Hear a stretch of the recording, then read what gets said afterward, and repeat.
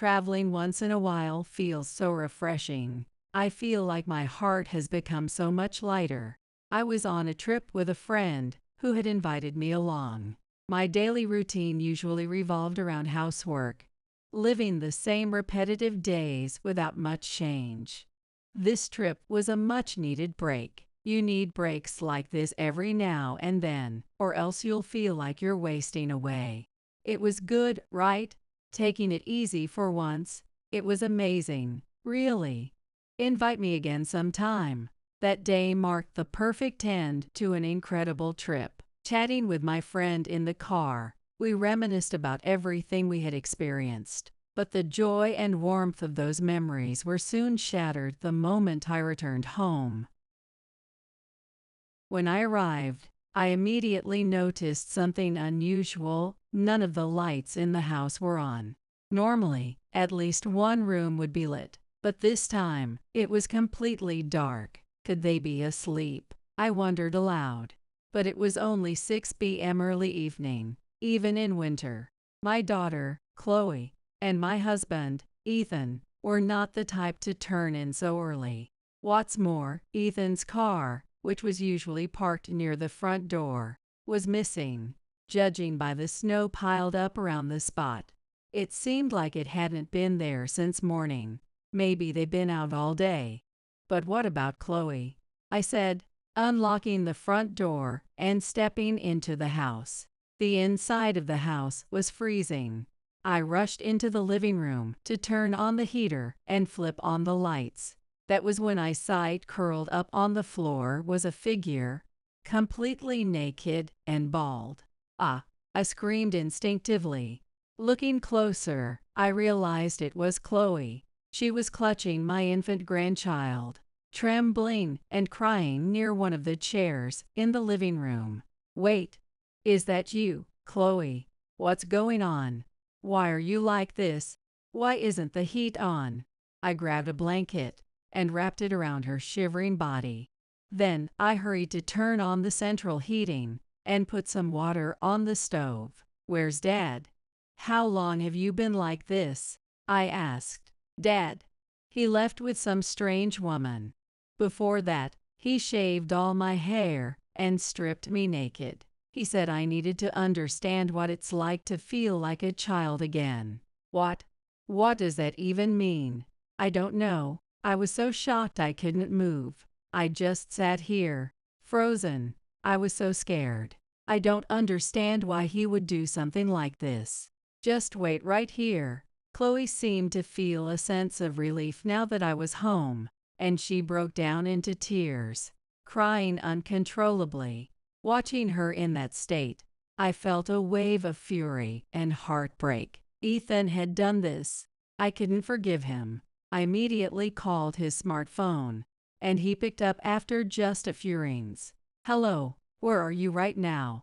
I asked, trying to keep my voice steady. Me, I'm on a trip with my girlfriend, he said cheerfully. His tone was full of glee, and I could hear the voice of a younger-sounding woman chattering in the background. And what do you want? He added nonchalantly. That voice carried the same tone as always, as if mocking me. It felt sharper, like he had been drinking, his pitch slightly higher than usual, and the irritation in his voice pierced my ears. Fine, I understand. What? I can't hear you, he said. He continued with his infuriating attitude, pushing my patience to its limit. Unable to hold back my anger, I said, I don't know what you think you're doing, but you'll regret it. With those words, I ended the call. Ethan would return home and face hell. My name is Sophia, and I'm 60 years old. I've always had a passion for sewing. After graduating high school, I started working at a garment company. On the day of my third holiday party with the company, a group of people from another company accidentally walked into our reserved room. That's how I met Ethan. Back then, there were no smartphones, and both of us lived alone. We quickly grew close, often calling each other after work and talking for hours. Before long, we started meeting in person. And soon after, discussions about marriage naturally followed. To think that such a random encounter would lead to marriage, I never imagined it. Me neither. It's like a miracle, and I couldn't be happier. After our wedding, we moved in with my mother-in-law, Hannah, and the three of us lived together. Ethan's father had died in the war, and Hannah had raised Ethan, her only child, on her own. Ethan had been kind and gentle during our courtship, but his attitude changed drastically after we got married. He became what you'd call a henpecked husband. At first, I didn't let it bother me much. "Don't you dare go to bed before me, woman," or "Can't you cook something a little better?" he said. "Yes, yes, I understand," I would reply lightly, brushing off his remarks. I figured he was just parroting what he heard from others, so I didn't take it seriously. But one day, something unexpected happened. "Sophia, can you quit your job?" Ethan asked out of the blue. "What? Why all of a sudden?" Startled by his sudden question, I accidentally dropped the pot of soup I had been cooking. "Ah, it's hot. Are you okay?"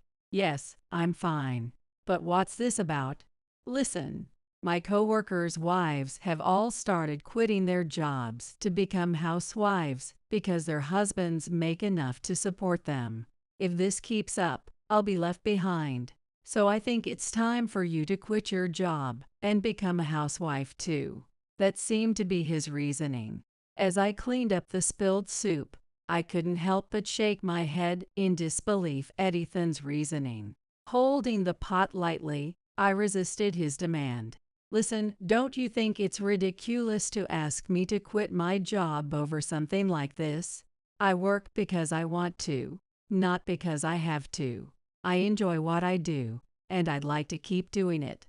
Unlike you, I didn't take this job because of a high salary. Do you understand that?" "What do you mean? You work because you want to. And what's this about me working just for the money? Women shouldn't be chasing dreams or working like men. I make more money than you. So why don't you just listen to what I say?" His attitude in that moment was terrifying. The way he pushed his opinions on me, with an air of dominance, made it clear he was determined to get his way. Was this what they called a henpecked husband? Even as I questioned it, I couldn't withstand the pressure Ethan put on me, and I had no choice but to quit my job. "Are you happy now? Why did I have to give up my job just because of your selfish demands?" Though I was afraid of his behavior that day, resentment simmered within me after giving up the job I loved. Ethan noticed my attitude and, though initially a bit annoyed, seemed to suppress his emotions and spoke to me more gently. "I know you're upset, and I'm sorry, but listen, my salary alone is more than enough to support us. Please don't complain about this anymore. I'll work hard to provide for us." He said this with a resigned expression. Not long after, I discovered I was pregnant. Ethan seemed overjoyed by the news and would smile every day, talking to my growing belly. "Hurry up and come into the world, my dear Adam. Stop giving names before we even know if it's a boy or a girl. Why not? I want a son, that's all. So make sure you give me a strong, healthy boy." Ethan's heart was set on having a boy, but the baby turned out to be a girl. The doctor had already informed us it was a girl, but Ethan refused to believe it until the birth. He insisted on being present at the delivery, determined to see for himself. "It's a healthy baby girl." The moment he saw our daughter, Ethan's face fell in disappointment. He even had the audacity to complain to me, exhausted as I was from giving birth. "Who told you to give me a girl? I told you to give me a boy. Why didn't you make sure it was a boy?" The nurse, unnerved by Ethan's serious tone, timidly but firmly explained the biological realities to him, and the situation calmed down for the moment. However, even after I was discharged from the hospital, he couldn't let it go. He kept criticizing me, unable to accept that we had a daughter. Enough. How dare you talk like that about the child Sophia gave birth to? Accept reality already. You're always complaining about her. And now this. I've had it with you. It's cruel. You call yourself a henpecked husband. You're just being a fool. What's wrong with me? You were just the same, aren't you? Ethan retorted. That's nonsense. He was far more compassionate than you'll ever be. He never made careless, thoughtless comments like you do. My mother-in-law, Hannah, always took my side. Because of her, I was able to continue living at my in-laws' house. Even though Ethan was a terrible henpecked husband, having Hannah as my emotional ally made life bearable. But tragedy struck suddenly. 3 years after our child was born, Hannah was diagnosed with cancer and hospitalized. 2 years later, she passed away peacefully. I never imagined she would leave us so soon, I said. Neither did I.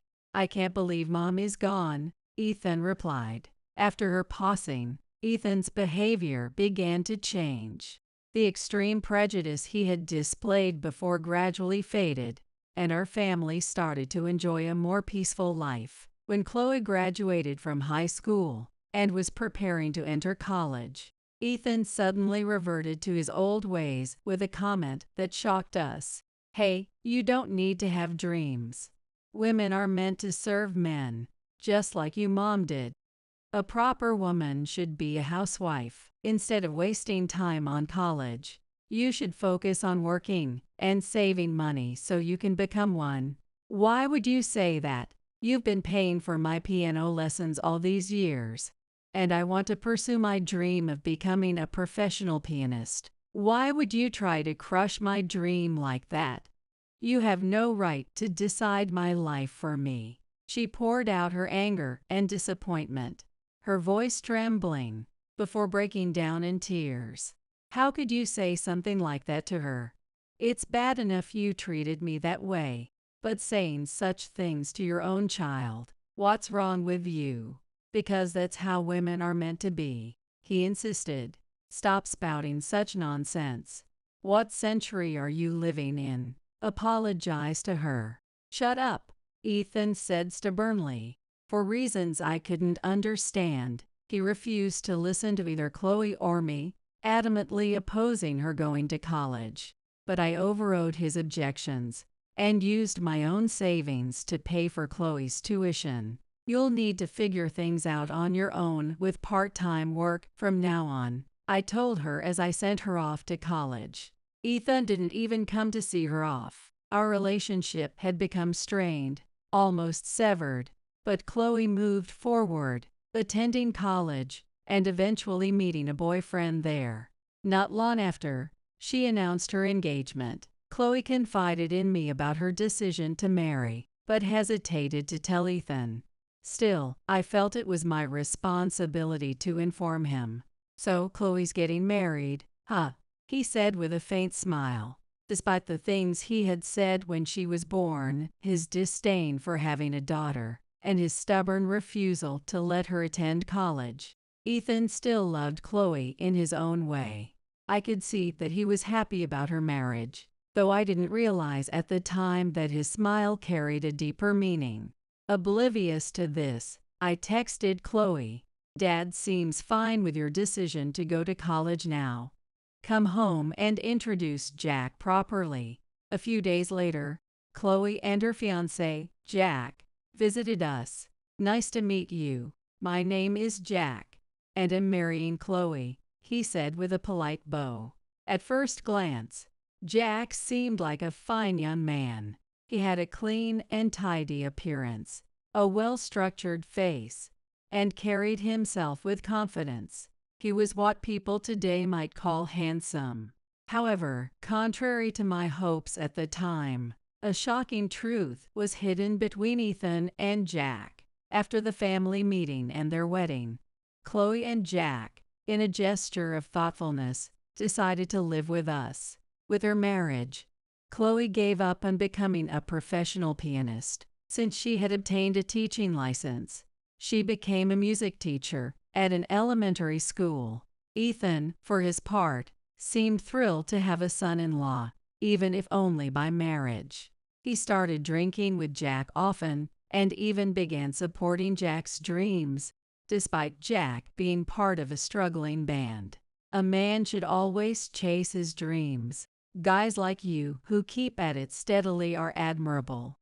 Keep it up, I'll cheer you on, Ethan said. Thank you. Hearing that motivates me even more, Jack replied. When drinking with Jack, Ethan's face lit up with joy.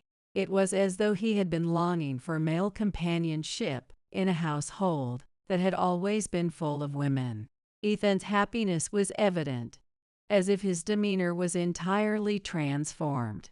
Could it be that Ethan was acting the way he did because he was the only man in the house all these years? I wondered aloud.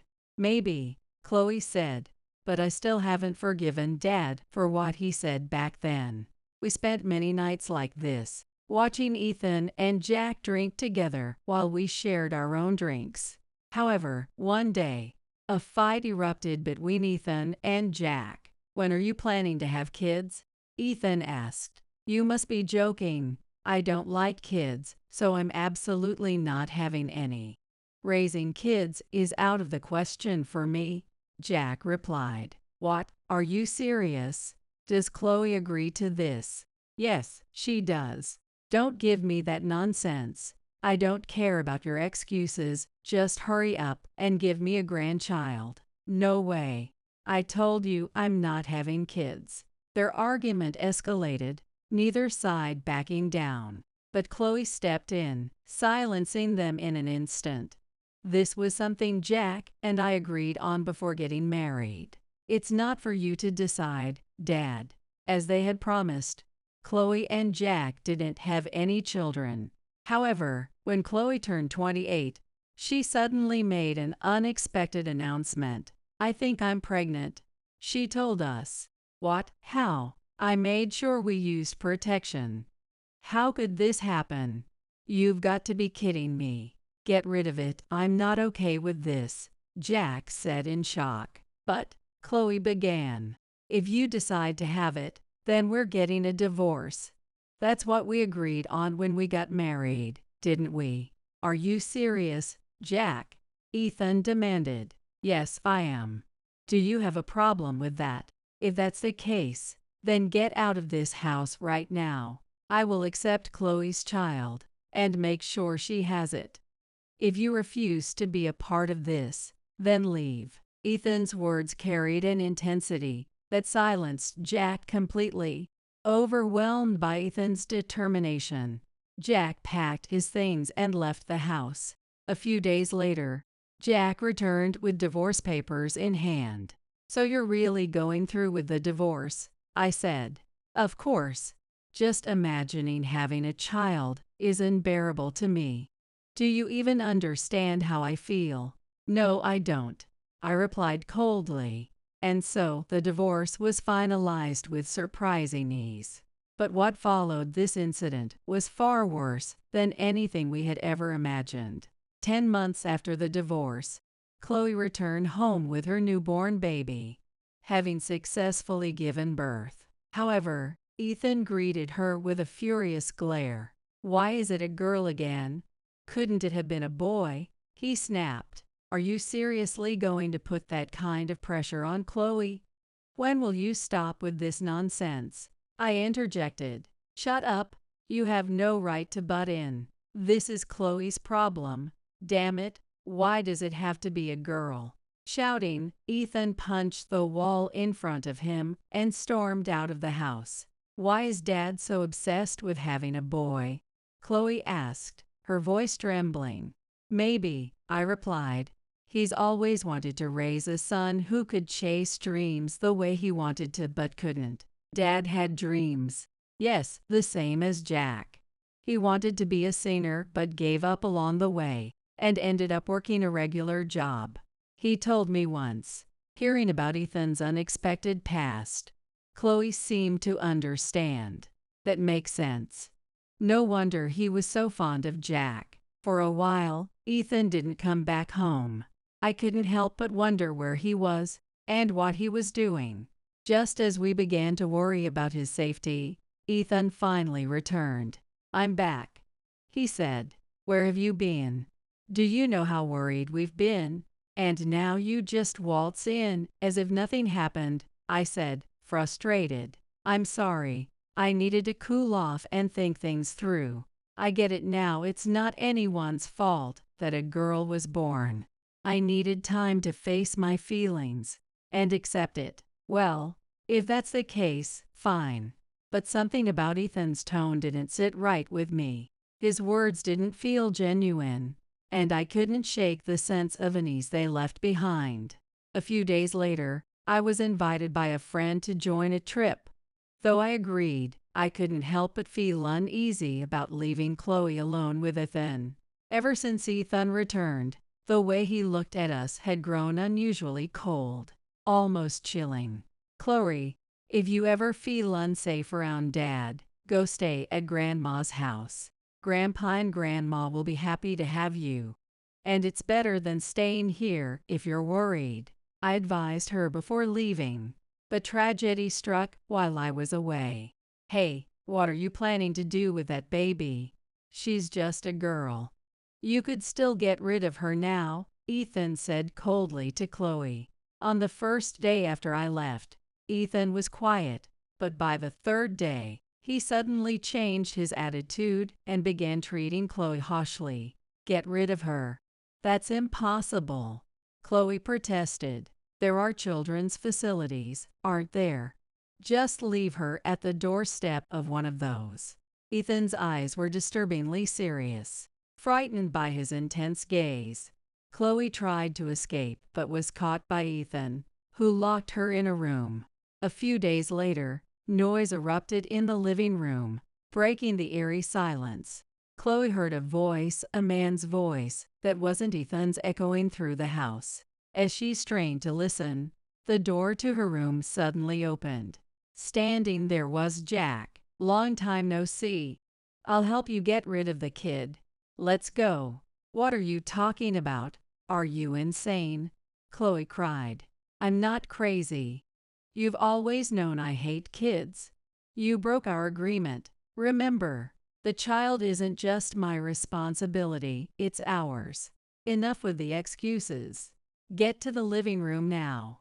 Jack and Ethan forced Chloe into the living room, tying her hands and feet before seating her in front of the kitchen. They then covered her mouth with tape to silence her. At that moment, Chloe thought she was going to be killed. But what Ethan and Jack did next was beyond anything Chloe could have imagined. "All right, let's get started," Ethan said coldly.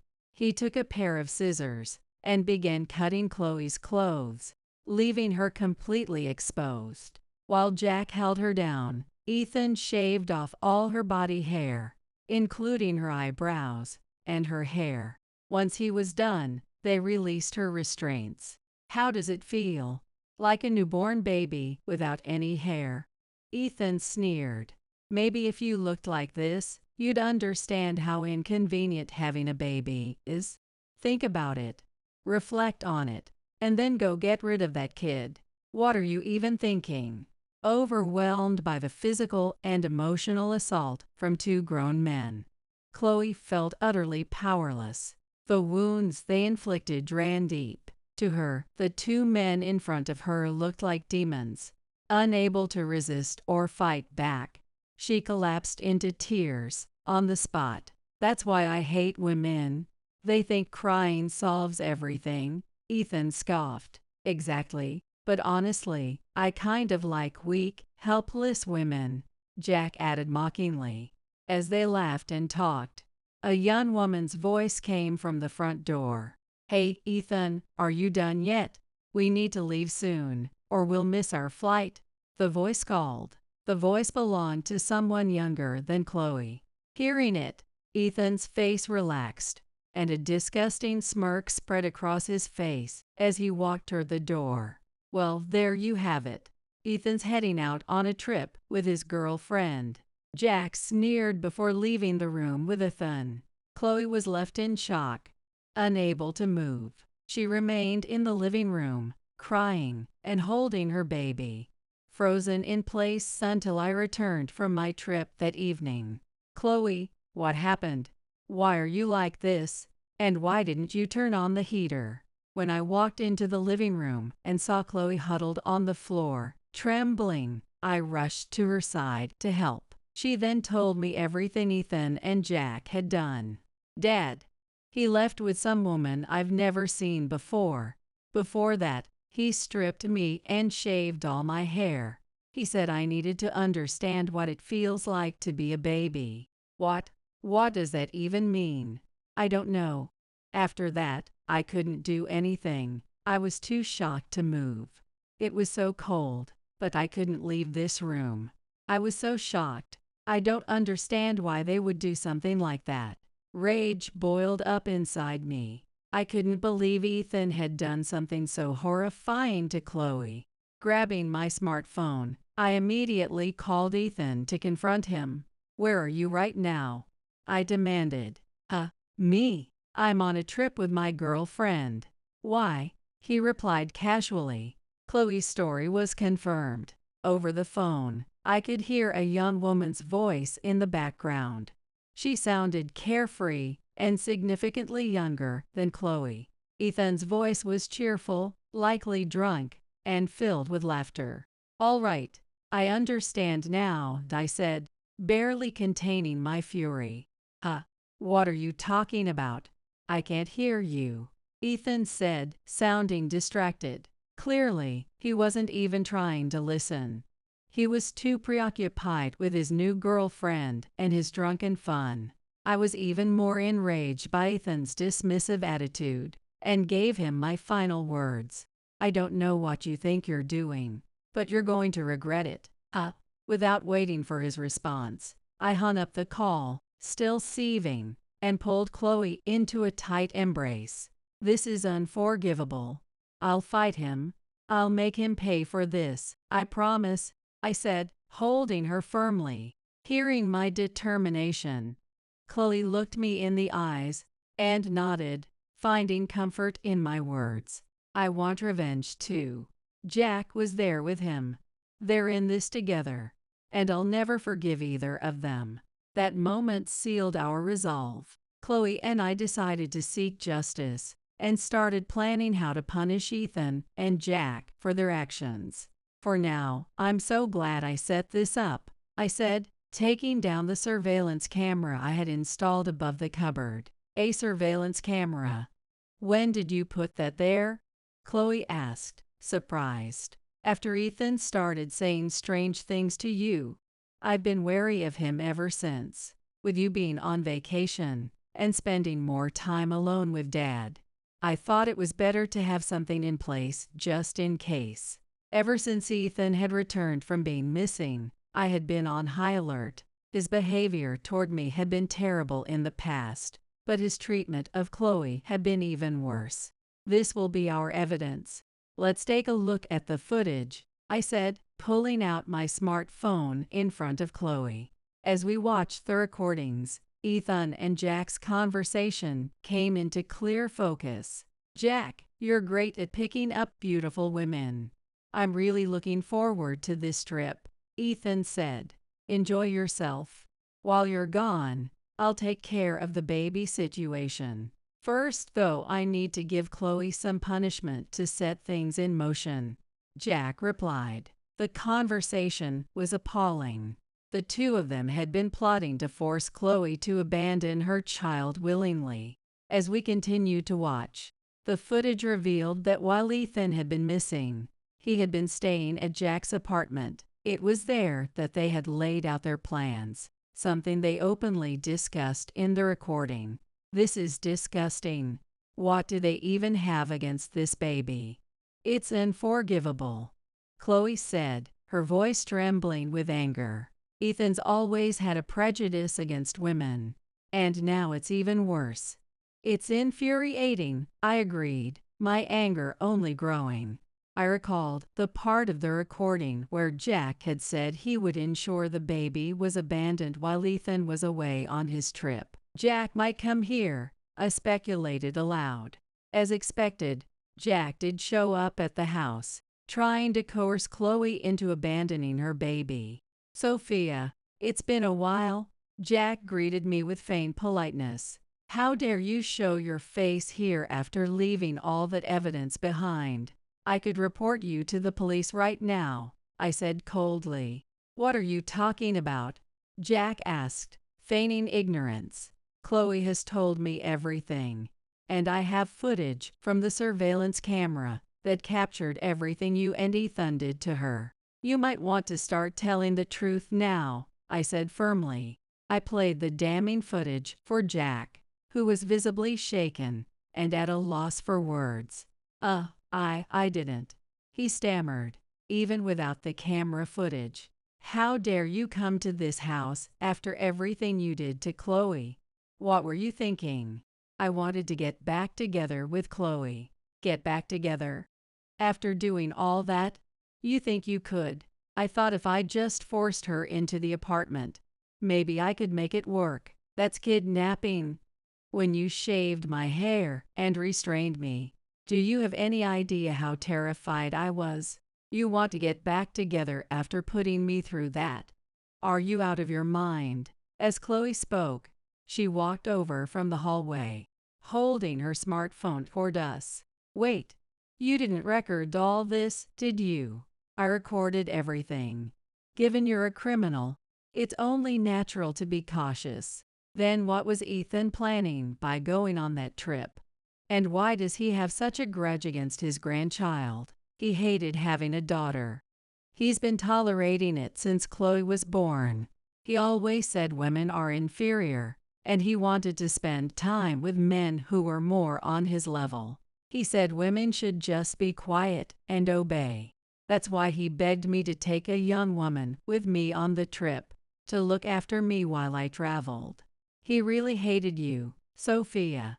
He said you were a troublesome woman, so that's what he really thought." "In that case, I've made up my mind." I said that, and dragged Jack outside, calling for the men from the neighborhood who had been waiting for us. I handed him a document for a settlement payment. "This is for what you did to Chloe. You probably understand that what you did qualifies as assault. You should count yourself lucky you weren't arrested. You'll have to pay for your crimes." Surrounded by strong men, Jack had no choice but to accept the document and agree to the terms. But I didn't believe for a second Jack would actually pay the settlement. So Chloe contacted Jack's parents and made sure he couldn't escape. That's what Dad meant when he called. I was wondering what he was doing when he moved all the stuff out of the apartment. It seemed he had given up. His shoulders slumped, and he crouched down on the spot, apologizing to both Chloe and me over and over. "I'm so sorry. If I'd just broken up with you more honestly, this wouldn't have happened. I'm really sorry. I'll pay the settlement." With tears in his eyes, Jack got into his car and drove off. Well, that's Jack taken care of. Next is Ethan. What are we going to do? "Let's leave the house for now. Let's go to Grandma's. Is that okay?" I've explained everything to Grandpa and Grandma. They'll welcome us, so let's leave this old house behind and head there right away. I said that and started packing up some of our belongings that day to prepare for the move. "Didn't Ethan say he'll be back in about 3 days?" "Yay, that's right. Then we should take everything with us," I said, loading up the fridge, any food that could be eaten, dishes, cooking utensils, and seasonings, preparing everything. "Are you really going that far?" "Of course. After what he did, I'm not going to forgive him. When he comes back, I'm going to make sure he can't live here at all. He needs to understand." My anger was intense. There was no way I could forgive Ethan's behavior. I was determined to make him suffer, to bring him down to the point where he'd be completely lost and helpless. After the move was completed and we arrived at my parents' home, Mom and Dad saw Chloe and burst into tears. Hugging her tightly, "You've been through so much. From now on, you'll be safe. You can live here without worry." I can't forgive Ethan either. I'd like to do something to punish him myself, but if Sophia is going to handle it, I'll just watch over her. "If you need anything, you can count on me." The warm response from my parents put both Chloe and me at ease. No matter what happened with Ethan, I figured he'd probably reach out to me in a couple of days. That was the thought I had while we spent time there. "Hey, are you alive? Huh? Why are you calling all of a sudden? My house is collapsing. It looks like it was crushed by the weight of the snow. Where are you guys?" It was an unexpected turn of events. After we left, I had seen on the news that a record-breaking heavy snowfall had lasted for 3 days. I remembered hearing the creaking sounds of the house several times when we lived there. Though I had some anxiety, I never imagined that it would actually happen. Most likely, a few days after we left, the snow's weight caused the house to collapse. The house had been old for a long time, so it wasn't surprising that it could collapse. "Did you just get back?" "Yay, but the house." "I see. That's unfortunate." Unfortunate? What are you talking about? Where are you now?" "Parents' home." "I see. All right, I'm coming over now." "No, don't ever show your face to me again." "What do you mean? Why are you suddenly saying that? You haven't forgotten what you did to Chloe, right? And you even proudly told me you were traveling with your girlfriend." "It's over. We're getting a divorce." "Divorce? If we divorce, I won't have anywhere to live. Anyway, let me stay there." "Don't joke with me. I've heard everything you were planning from Jack. I've got all the evidence of what you did. I've got it all recorded. I've filed for a settlement, and I'm making sure you pay for it. I'm getting the divorce, too, so get ready for that." "Wait." I ended the call. I didn't want to talk anymore at that moment. Later, I drove to a park near the house where Ethan said he would be, bringing the divorce papers, compensation request, and settlement documents. There, I found Ethan wrapped in a blanket, sleeping inside his car. "Here are the divorce papers and the documents for the compensation and settlement. You better pay up. The house is destroyed, and I've already reduced the amount as a mercy. Be grateful for that." "Is it really a divorce?" "Of course. What you did is a crime. You need to make amends. The house collapsing is just your own doing. I can't feel sorry for you. Goodbye." It seemed that Ethan was deeply shocked by losing his house, as he could only speak weakly. He mentioned that he had consulted with the insurance company but had found out that there were out-of-pocket expenses, which left him with no options. It seemed like he was planning to sell the land he currently owned to pay for an apartment contract. "I've lost everything. I've always had prejudices, but I realize now that I shouldn't have done those things. I'm sorry. I guess I've been punished." Ethan said this, signed the divorce papers, and handed them over to me. "I'll live modestly from now on. I'm sorry." With that, he wrapped himself back up in the blanket in the car, his voice weak and on the verge of death. However, no matter how he sounded, I couldn't feel any sympathy. Live strong. If you really want to make amends, live your life with everything you've got. Make sure you pay the compensation and settlement for the divorce. Goodbye. I said this through the car door and left the scene. From then on, Chloe and I continued living at my parents' home, and Chloe's hair began to grow back to a short length. The grandchild grew as well, and my parents smiled every day, watching the child's progress. As for Ethan, he managed to secure an apartment, but when he moved in, he realized that he wouldn't be able to live with the current situation. He contacted me, saying that he was working part-time in traffic management, working day and night. I'm glad he seems okay. He really looked like he was going to die back then. I honestly thought he might just die like that, but I guess not. You're still worried about him. Well, of course. If he died, I wouldn't get any money. That's your reason. I know it sounds bad, but that's the truth. And how about you? I'm getting paid properly. Jack's dad still contacts me sometimes, but he seems to have quit the band and is working seriously now. Where is he working? I heard it's part-time work on road construction. Well, at least they're both trying hard. We now found it fun to talk about each other's progress, and mentally, we had both settled down. We had finally returned to a peaceful everyday life. The grandchild grew quickly, and before long, they started walking and speaking words like grandma and mom. That peaceful daily life was the greatest happiness now. Chloe's hair continued to grow longer with each passing day. About a year after that incident, Chloe's maternity leave ended, and her hair had fully grown back to its original length. All right, today's lesson will begin. Chloe returned to her original job as a music teacher at an elementary school, and she was able to live her life just as she had before. If she's afraid of marriage, then it's fine not to get married just yet. At 29, she still has time to have great experiences and find a wonderful boyfriend. That's what I wish for her. I hope today is a happy day for us all.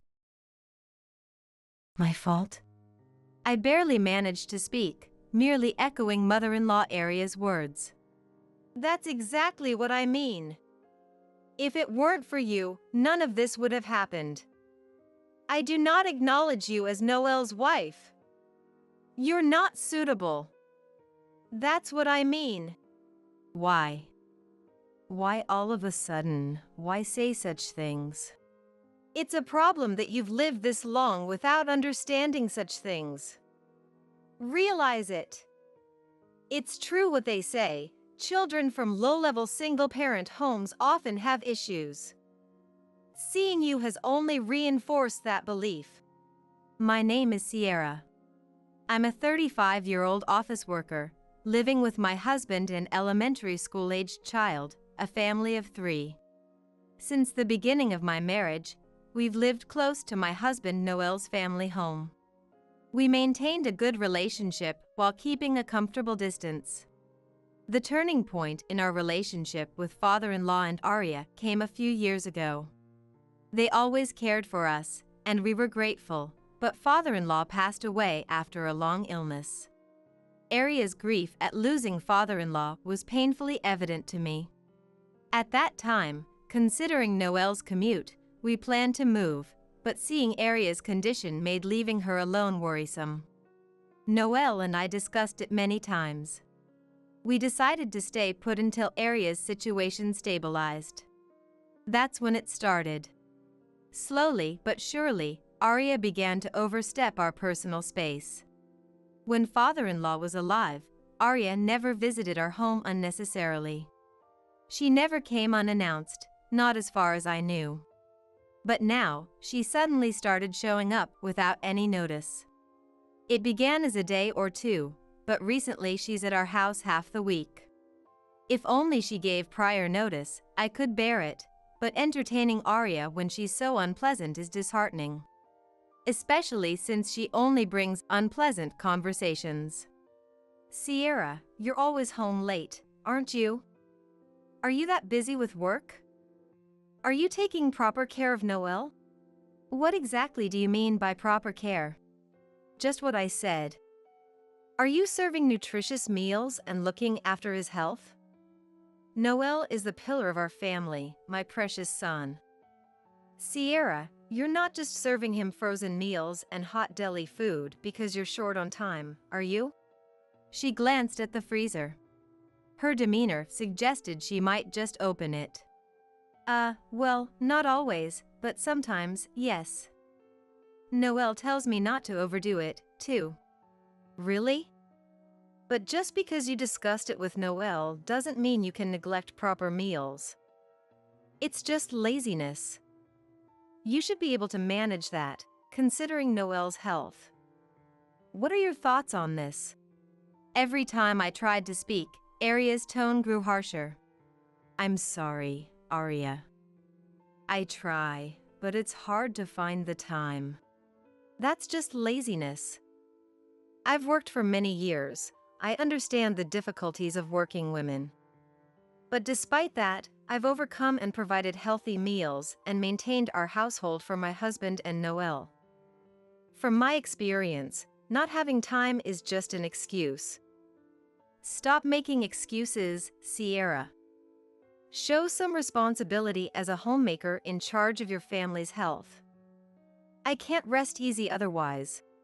Arya, a longtime middle school teacher, always judges everything by her standards, without considering others. Since a minor incident in middle school due to my family background, I've had a poor impression of teachers. That includes Arya, a former teacher. I understand Arya cares about our family in her way. That's why I can't say anything and just listen, enduring her lectures. But maybe my attitude seemed unreliable as Arya's behavior gradually changed. Before, she used to come unannounced to lecture or make snide remarks, but lately, she started bringing homemade meals. And always in such large quantities that our family couldn't finish in one go. Mostly Noelle's favorites. At first, I thanked her for her efforts. Encouraged by this, Arya began bringing food daily. Sierra, I understand you're busy, but can't you come home earlier? The meals I prepare get cold because I can't get them inside. I want Noelle to eat them while they're hot. I'm sorry, I do want to come home early, but it's just a busy period at work right now. But you say that, yet isn't it just that you're not good at your job? I heard on TV recently that people who are good at their jobs manage to leave on time. On the contrary, those who aren't good stay late and work overtime. It's like they were talking about you, Sierra. Aren't you, in fact, not good at your job? Arya always had a mean look on her face when she said such things. No, that's not it. I think I do my job well enough. Displeased with my attitude, Arya's face clearly showed her annoyance. I'm only making and bringing these meals because you always serve hot deli food. Don't you understand that if you come home late because of work, it's all for nothing? Don't you feel even a bit sorry for receiving all these meals I've made? She spoke as if expecting gratitude was a given. I never asked her to cook for us. Neither did Noelle, of course. I thanked her and accepted the meals, but it was all Arya imposing her goodwill. To me, it was a nuisance, albeit one I was grateful for. Then, one day, Arya said something that pushed me to my limit. Sierra, I've been thinking. You're never home when I visit, right? So, to avoid wasting these meals, I think it's better if I also have a key to your house. That way, I can drop off the food anytime. Plus, with things being unsafe these days, I can quickly come over if something happens. Just ask Noelle to give me a spare key, okay? Hearing this, I realized I couldn't handle it alone anymore. I consulted Noelle about Arya. Noelle, I need to talk to you about your mom. I can't handle this by myself anymore. Mom's issue? What happened? Arya visits our house daily, always without any notice. I do my best to accommodate her when I can, but I can't always be available. I have my own schedule too. Yeah, I get it. And now she wants a spare key to our house. It's hard enough as it is, but if she can enter when we're not home, that's unbearable. If we give her one, she might start coming over all the time. Just the thought is frightening. I'm sorry to speak this way about your mom. Seriously? Mom said that? I don't like the idea of her coming in with a spare key either. Okay, I understand. It might be hard for you to say, so I'll talk to her clearly about it. Noelle was sympathetic to my concerns and promised to talk to Arya. I hope this makes things better. Relieved, I was glad I talked to Noelle. The next day, while I was at work, Arya called. Sierra? What time will you be home today? What do you mean? Well, I made too much beef stew, Noelle's favorite. I thought I'd bring it over. So, what time will you be home? I see. In that case, I should be home a little after 7 o'clock, so I'll definitely be there by 7:30. All right. I'll come around then. Thanks. It might have been the first time Arya called before visiting. Noelle must have talked to her already. I was impressed by how quickly things changed. But honestly, I didn't just want a call before visits, I wanted her to stop visiting altogether. That was my true wish, but for now, I was genuinely happy she called in advance. Arya's visit frequency didn't change, but she started calling beforehand. That alone significantly reduced my stress. However, after a while, I noticed something odd. I started running into Arya more often when I was out. At first, I thought it was a coincidence. Like when our family went shopping on the weekend, or when I went to buy toys with my child, or even bumped into her at the station on a weekday evening. Meeting her this frequently seemed too much for coincidence. But strangely, nothing more happened. We'd bump into each other, exchange greetings, explain what we were doing, and that was it. It never led to anything else. Maybe that's why, before I knew it, I had become accustomed to this situation. On one holiday, while this was going on, we decided to clean the house before the delivery of a sofa set Noelle had wanted for a while. We planned to place it in the living room, so that was our primary focus for cleaning. But before we knew it, both Noelle and I got carried away and started cleaning the kitchen and bedroom too. It was a completely accidental discovery. In a corner of the bedroom, there was an inconspicuous outlet that seemed unlikely to ever be used. Only a double outlet adapter was plugged in there. I didn't remember buying it, nor placing it there. Noelle didn't recall it either. Both of us felt something was off. Without saying a word to each other, we started checking all the outlets in the house. We found one mysterious outlet adapter each in the kitchen and living room, and another in the bedroom, making 3 in total. By then, we had a feeling about what it might be. But we were too scared to put it into words. It's like those things you see on TV sometimes, isn't it? Who would do this, and why? Where's the banking card? In the middle of my sentence, Noelle suddenly asked about the banking card. What? I was confused, not understanding what Noelle meant. Noelle, noticing my confusion, asked slowly and clearly. Is our banking card here? Has it gone missing? Noelle, too, seemed to have his own thoughts on the matter and quickly checked. After confirming the banking card was safe, Noelle put his finger to his lips and quietly moved us to the living room. We might be bugged, so it's better not to talk about it there. We should be safe here, it's far enough. He said this to reassure me. Should we call the police in this situation? As I was about to call the police in a panic, Noelle stopped me. It's good to report to the police, but let's wait. Reporting without knowing who did it might just waste time. I have an idea. We can report it after that. He then shared his plan with me.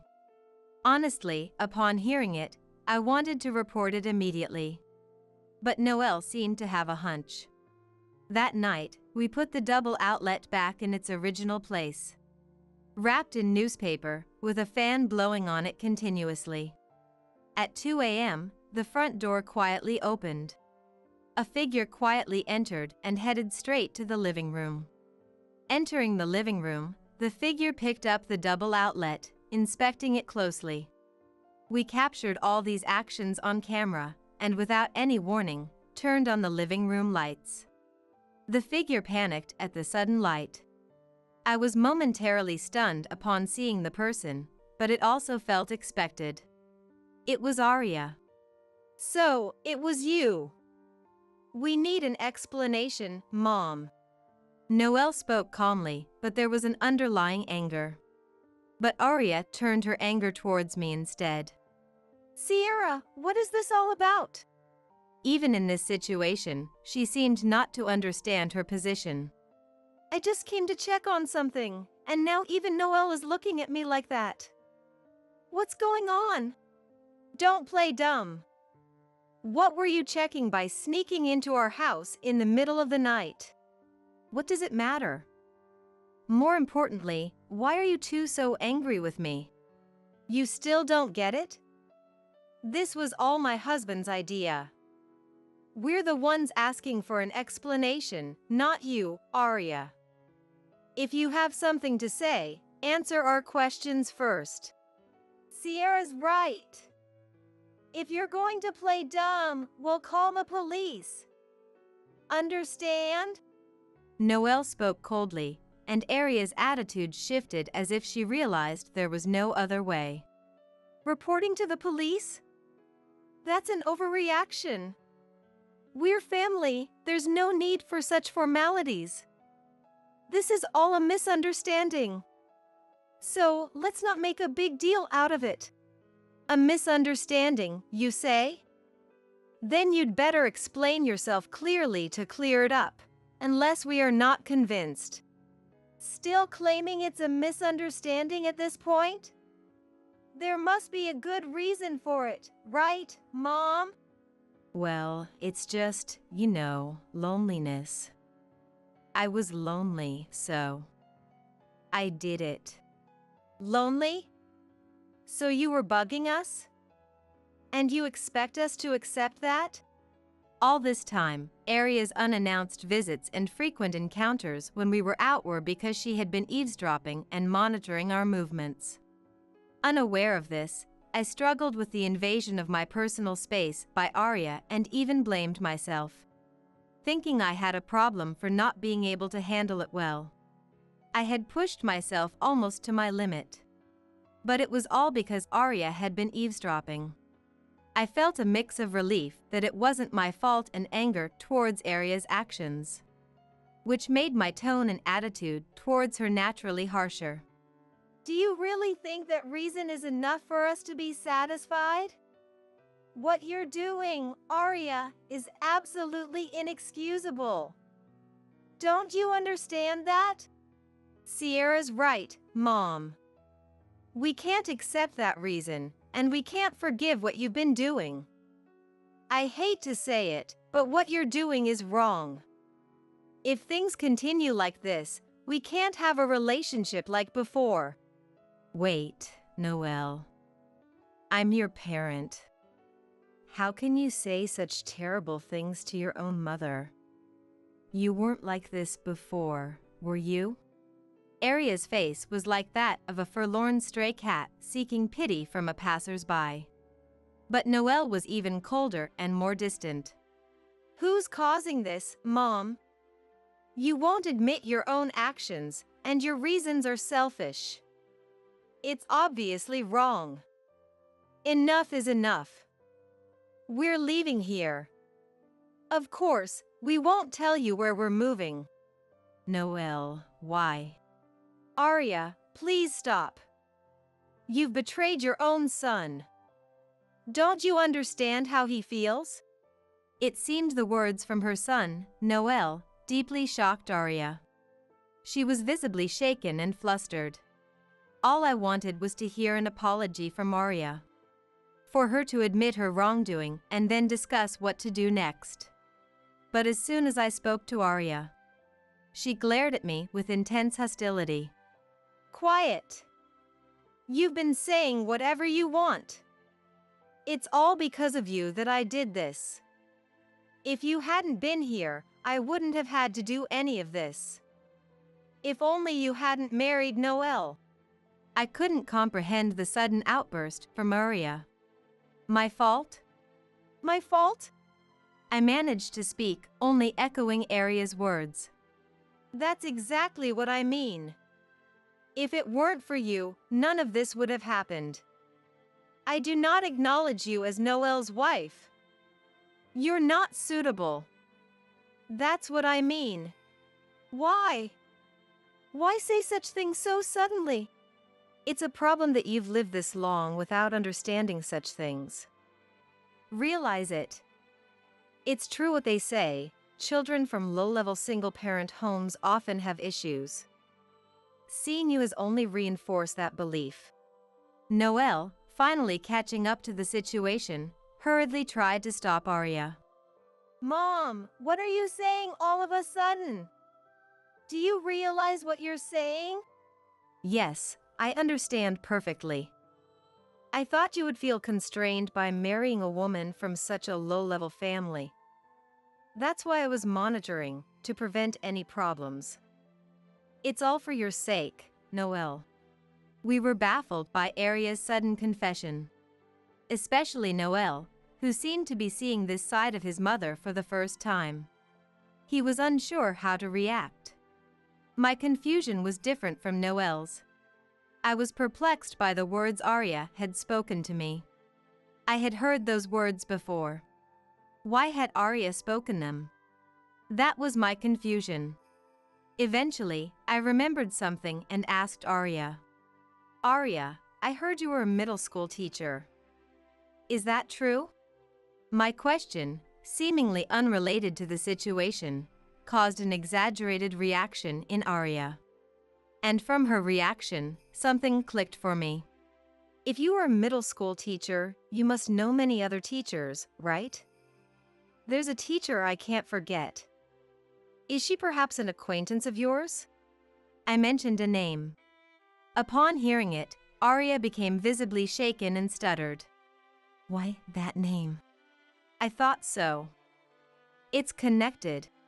Seeing Arya's reaction, I was certain my suspicions were correct. The name I had mentioned was that of my middle school homeroom teacher. I mentioned my middle school homeroom teacher. From your reaction, Arya, it seems you know her. Actually, I was treated terribly by that teacher and got into some trouble. It seems like you've heard about it, haven't you? The trouble with my former teacher was related to my family background.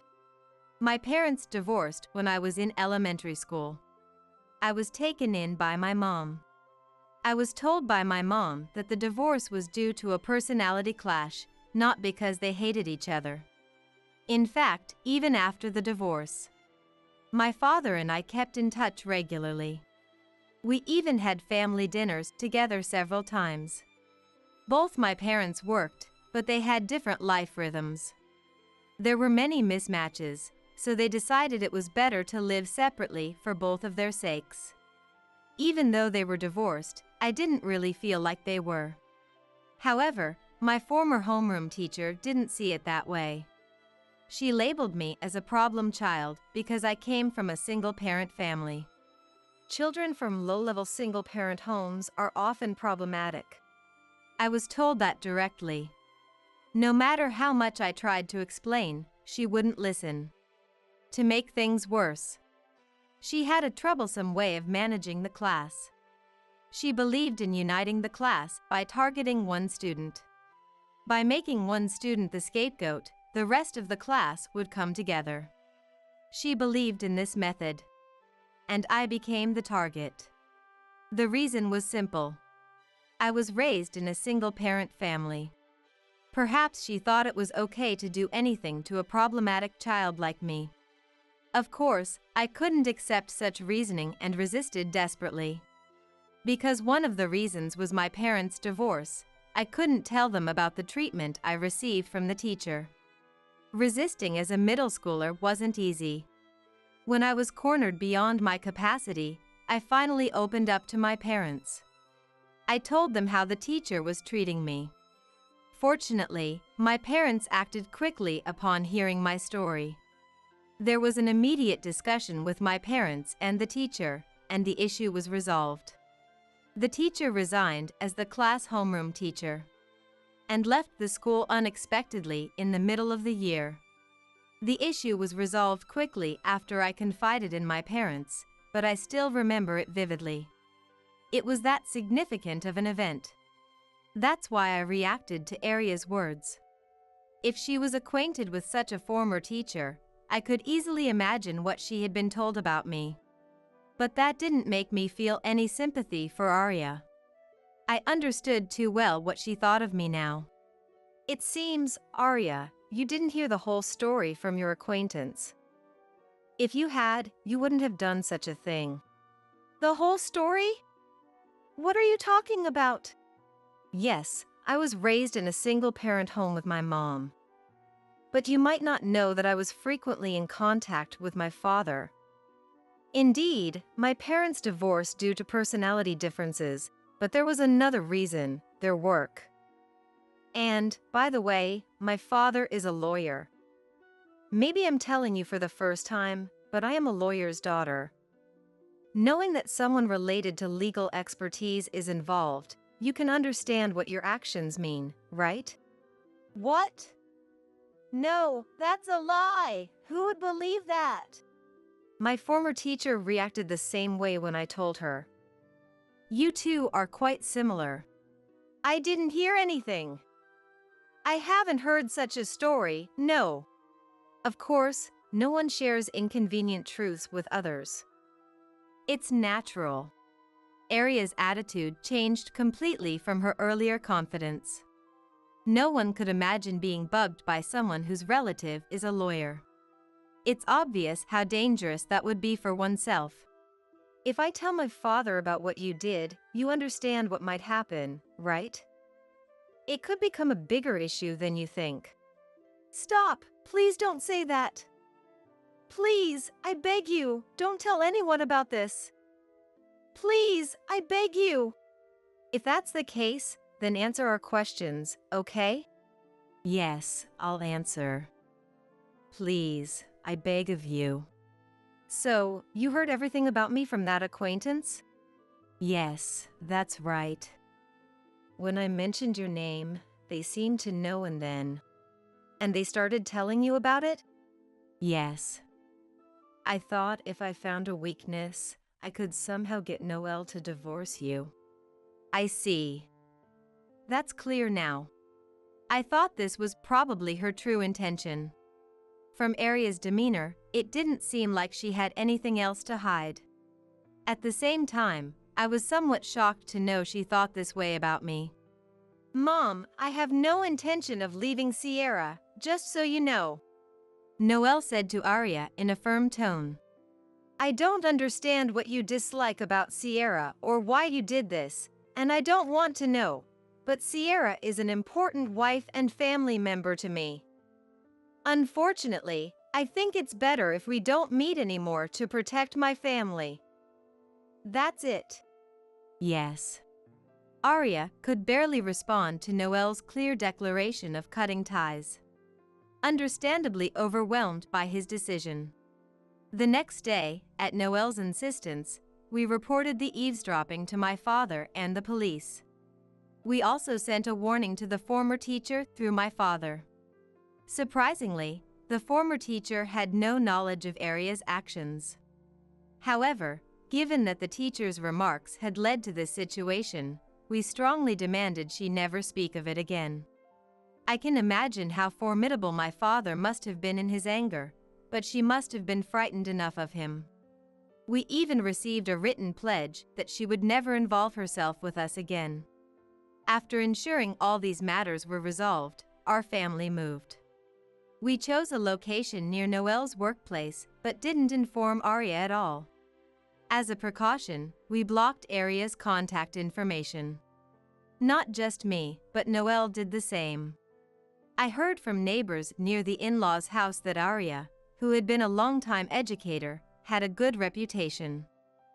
Still, her deeds became widely known when the police got involved.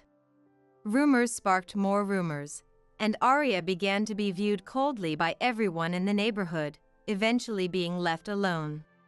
Now, Arya is said to be living alone in her house, with no one visiting her, almost unrecognizable from her former self. Even after hearing about Arya's current situation, I had no intention of forgiving her. In my mind, I've resolved to act as if Arya never existed from the start. Now that I have no ties with Arya, I plan to cherish my family even more. Stop it already. Huh? You don't have the right to say that. My husband, Ryan, barges into my office, messing up the room without any regard for the fact that I'm working. Why does it have to be like this? Are you serious? Ryan's face is dead serious. Even though I work from home, he criticizes me as if I'm just playing around. And it's not just Ryan. A woman like her isn't worth talking to. My mother-in-law, Grace, said. Yay, you're right about that. I can't believe she's this useless. Even bugs are more helpful, aren't they? Mom, that's an insult to bugs. Sorry, I couldn't help myself. This was my daily life, enduring such words. Even if I voiced my opinions, no one listened. They just vented their frustrations on me however they pleased. Then one day, as usual, I was in the middle of an important meeting at home when Ryan suddenly burst into my room. I didn't notice because I had my earbuds in at the time. Get ready for this. You're not even needed in this house. You're just a parasite. I'm in a meeting right now. My mother-in-law, Grace, followed in and began hurling insults at me too.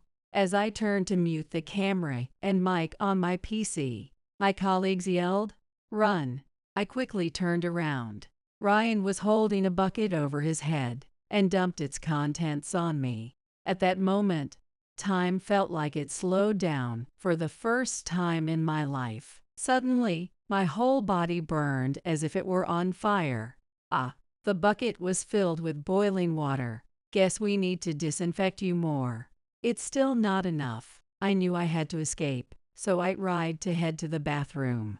But Ryan grabbed my arm and wouldn't let go. Where do you think you're going? He dragged me out of the room, pulling me along like I was a rag doll. He took me to the living room, where Grace poured more boiling water on me.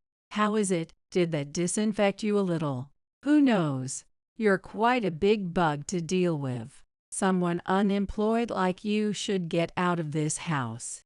I clenched my fists and stood up. My head was so filled with anger that I didn't even feel the pain of the boiling water. Of course, I planned to.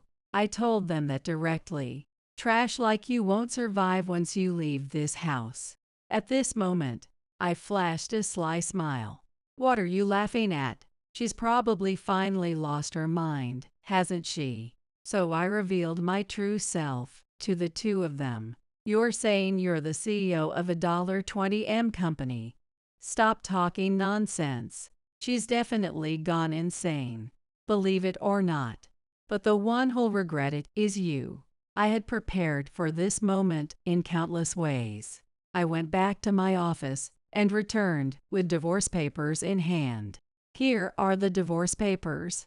Satisfied? Are you serious?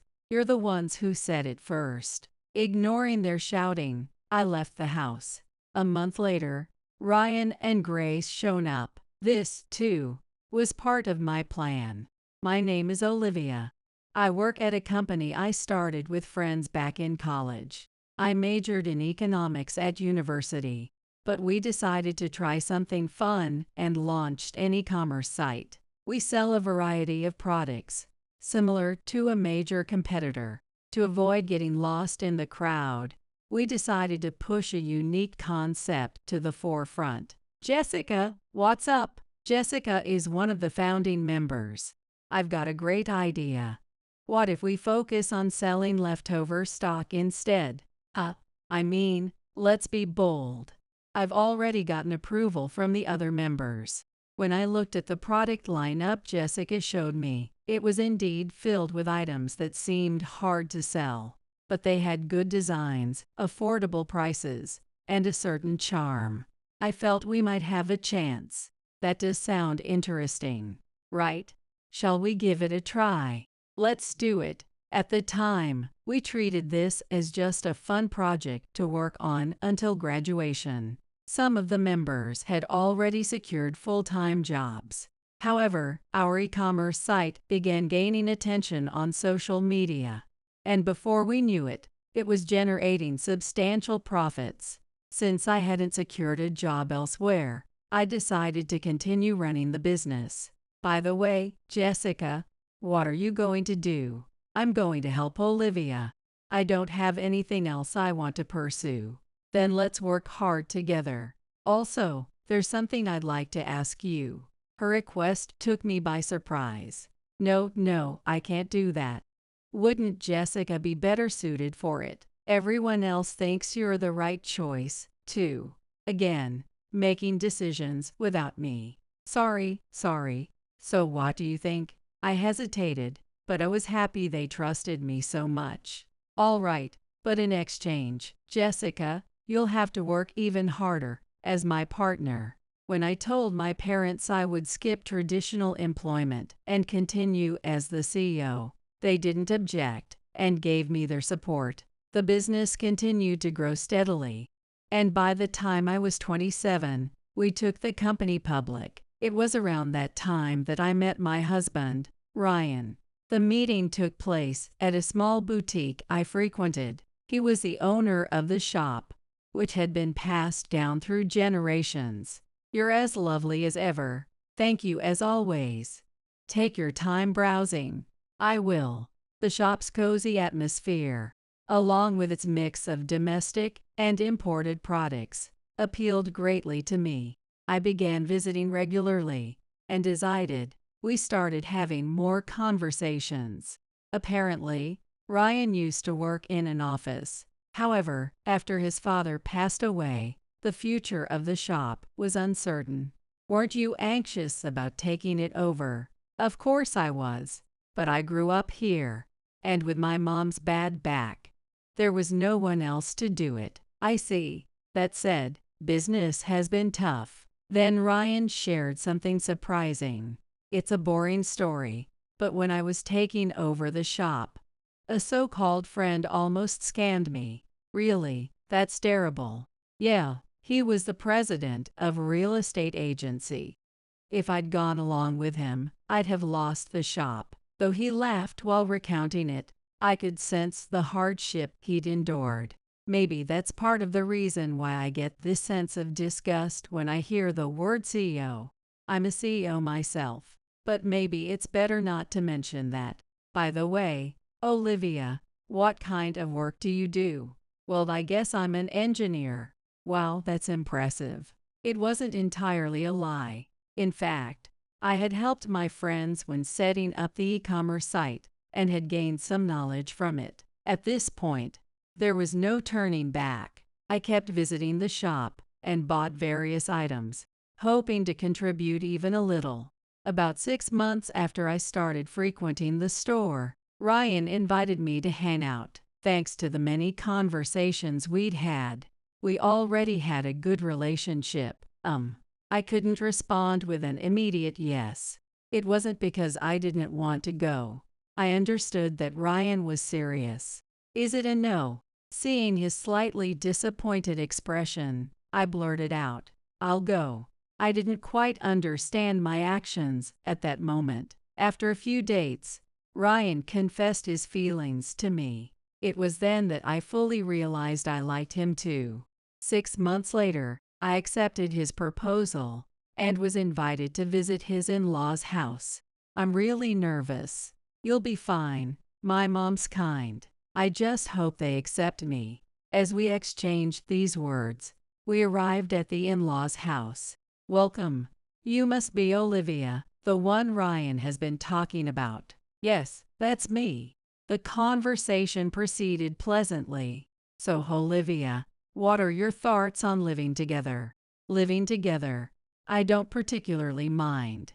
I thought it might be something we'd face eventually. I see. That's good to hear. Grace's beaming smile from that moment stayed in my mind for quite a while. I had no idea at the time. I couldn't see the devilish side hidden behind Grace's smile. It was just 1 week after we got married. By the way, what about the new house? Oh, I've already decided on that. What? I hadn't heard anything about it. I couldn't even recall having such a discussion before. For now, let's go take a look. Wait, hold on. Ryan took me to none other than the in-laws' house we had visited recently. Wait, is this the place? Yay, starting today, this is where we'll live. Remember, Mom mentioned it before. I couldn't believe how foolish I had been. Grace's question back then wasn't about some future arrangement, it was about now. At this point, I couldn't suddenly say I didn't want this. I buried my hopes for a private newlywed life deep inside, and resolved to accept the situation. Besides, from my one encounter with Grace, she seemed kind enough, so I optimistically assumed it would be fine. Looking forward to living with you from today. Likewise, thank you for having me. Just remember one thing, Olivia, you're part of our family now. Yes, I understand. The next day, our moving boxes arrived, and I was given an empty room to use as my office. However, things began to change just a week later. Olivia, do you remember what I told you? That you're part of this family now. Yes, I remember that. Good, then, starting today, you'll be helping out around here. With that, Grace handed me a broom and a dustpan. Sorry, but I actually have work to do now. What? This is more important than that. She scolded me out of nowhere. What's more, she stayed and watched me the entire time to ensure I cleaned. Ryan was away at the shop, leaving me with no choice but to follow her instructions. Olivia, haven't you ever cleaned before? I have. Then move faster. It was as if she had completely transformed, barking orders at me nonstop. This was just the beginning. She even started asking me for money. Grace no longer worked. Remember, taking care of these things is also part of a wife's duties. As if that were true, but I couldn't say that to her face. Even I understood that much. From then on, things got worse. While I was out, she would raid the fridge and eat the food I'd bought. She even ordered expensive deliveries from high-end restaurants and made me pay for them. Naturally, I didn't even get to eat any of it. I need to talk to you about something. Of course, tell me anything. It's about Grace. I immediately noticed Ryan's expression darken. Is something wrong with my mom? How do I put this? She's been a bit harsh toward me, or rather, I tried to word it as delicately as possible. I see. Can you give me specific examples? I explained everything that had been happening. Ryan nodded as he listened, giving me hope that he would address it. But that night, during dinner with the three of us, Grace suddenly spoke. Olivia, you went and tattled to Ryan, didn't you? I glanced at Ryan. He, however, continued eating as if nothing had happened. You really shouldn't have done that. In my mind, I pleaded for Ryan to say something. With a small sigh, he finally spoke. Just so you know, Olivia, taking care of Mom is part of a wife's duties. His words were the complete opposite of what I had hoped for. Ryan is absolutely right. All you need to do is act for our benefit. Your opinions aren't needed, but that's just too much. It's only natural to respect Mom. If you can't even manage that, what good are you? He wasn't listening at all. This wasn't the man I had married. After finishing his meal, Ryan got up and returned to his room, leaving me alone with Grace. At this point, I was powerless to resist her. If this happens again, you'll go without dinner. Understood. I chose not to respond, but that only seemed to fuel her anger. Are you listening to me? She splashed water on me as I kept my head down. When I looked up, Grace was simply smiling. I stood and tried to head back to my workroom, but Grace stopped me. You've still got cleanup to do. That's your job, isn't it? I bit my lip hard and went back to clear the dishes. We're not monsters, you know. As long as you do what you're supposed to, everything will be fine. What nonsense. You're already more than monstrous enough. Do you have something to say? No, nothing. I finished the chores and headed to my workroom. It was the only place in the house where I could be alone without anyone interrupting me. I began thinking about the future. I didn't want to keep being used for their convenience in this house. I considered talking to my parents, but the memory of their happy faces at my wedding stopped me. I didn't want to make them sad. Besides, it hadn't even been 6 months since we got married. If I just did my part, I wouldn't be scolded anymore. I resolved to endure for now and find the right moment to bring up divorce. That was my plan. Looks like you're motivated today, Grace said. I realize I misunderstood things before. From now on, I'll work hard for this family. That's the spirit. When I almost flawlessly handled the household chores, it was strange how even Grace, who had been so critical, softened toward me. When she suddenly became kind, I couldn't help but feel a flicker of happiness. Before long, we even started going out together. Maybe I should have done this from the beginning. After that, the days passed more peacefully, except for Ryan. Ryan didn't seem pleased with how well Grace and I were getting along. Only then did I realize that he was quite the mama's boy. He decided to create some distance between Grace and me. Sorry, but I need you to mind the shop starting tomorrow. The shop? But I already have work to do at home. That's nothing important. You can bring your laptop if you need to. And what will you be doing? Isn't it obvious? I'm taking a break. I couldn't help but sigh. You'll do it, won't you? Honestly, I didn't mind the shop itself. Thinking positively, working in that cozy environment might not be so bad.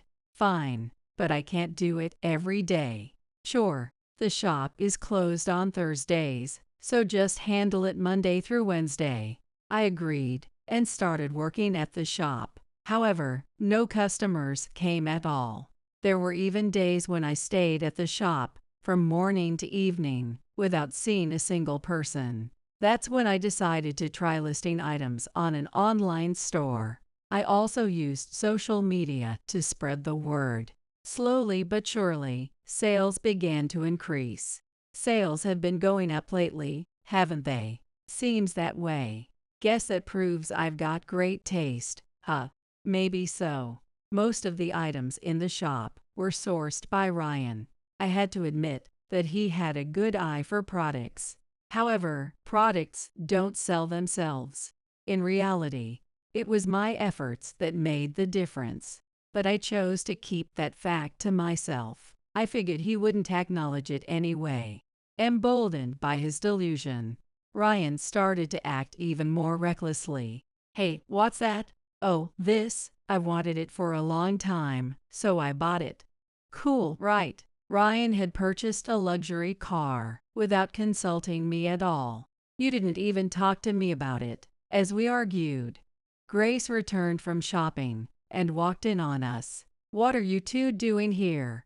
Ryan bought a car without asking anyone, and he spent almost all the shop's earnings on it. At this point, my relationship with Grace was on good terms, so she readily believed me. What were you thinking? You don't need something like this. She began scolding Ryan. He couldn't muster the courage to argue back and was left stumbling over excuses. Don't meddle in my business. It would have come out eventually, whether I told her or not. Better now than later. Damn it. To be honest, with my income included, we weren't in financial trouble. But if things continued like this, disaster was inevitable. If it were just Ryan, I wouldn't care as much. but I didn't want Grace to suffer because of his actions. That's when I decided to reduce the shop's reported revenue.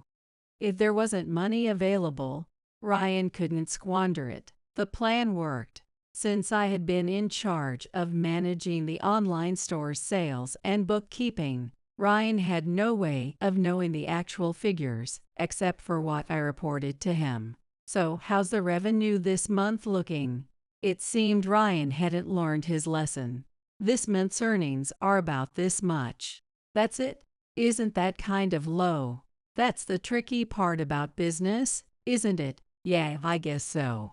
A few months passed as I continued adjusting the sales figures. Then, one night, Ryan said something completely outrageous. "You've been fidging the sales, haven't you?" "What? I haven't done anything like that. It's strange that the sales suddenly dropped every month. Are you embezzling? Do you have any proof of that? It's when you were doing the shop shifts. The sales dropped out of nowhere. Even so, that doesn't mean I'm manipulating the sales. Are you two fighting again? He's been stealing the shop's money and putting it in his own pocket." "Olivia, I haven't done anything like that." Neither of us backed down, and the argument continued for a while. That day ended with Grace intervening, but 2 days later, things took an unexpected turn. "I knew it. You've been taking the shop's money." "Not this again. I told you I haven't done anything." "Then what is this?" Ryan was holding an envelope. Inside were stacks of cash. "This was found in your office. You thought you hid it well, but too bad. Now you see, right, Mom? With this much evidence, it seems there's no choice but to admit it." "Wait, please. I didn't do anything. Please believe me. You're pathetic. Just admit your guilt already." I'd been set up. I never imagined they would go this far. Looking at Grace, it seemed like she completely believed Ryan. How disappointing. I thought we were getting along. "Grace, really, I didn't." Enough. In that moment, I felt everything I'd built crumble. Another hellish period began. Banned from going to the shop, I was forced to do all the household chores, as if I were imprisoned. Of course, there were the usual chores, but I was also frequently woken up in the middle of the night to run errands. "Hey, what's with this disgusting food? Are you kidding me?" Even in situations where Grace would normally step in, she ignored it all. It's kind of sad to bully her like that. But don't you think it's better to make her realize her place? "Olivia." "Yes." Then Grace took the food in front of her and threw it in the nearby trash can. "What are you doing? I thought it tasted awful. So make it again. Right now." "Of course. What you did was steal. So this won't even be a punishment. Even if I make it again, it might still taste bad. How about we go eat somewhere?" "Fine. So you handle the rest." The two of them went out to eat. Left alone at home, I realized that living with these people was impossible. I quickly finished cleaning up and locked myself in my room. I closed the online store I had worked hard on to contribute to the sales. This would definitely come back to haunt me. Before I started working at the shop, the sales were practically non-existent anyway. By the time I realized this, I knew I wouldn't be living in this house much longer. I also used the time during shopping to get the divorce papers. I planned to present them at the perfect moment. It was while I was working as usual, when Ryan came into the room and started rummaging through shelves and drawers, as if looking for more money I might be hiding. "Stop doing this already." "What? You have no right to tell me that." "Why is that? Are you serious?" Ryan's face was serious. He couldn't back down now, since he had lied himself. Even when I was working at home, he criticized me as if I was just playing around. And it wasn't just Ryan. Talking to a woman like that is useless. "Oh, right. I didn't know you were this useless. A bug might be more helpful." Mom, that's disrespectful to the bugs, too. Sorry, I couldn't hold it in.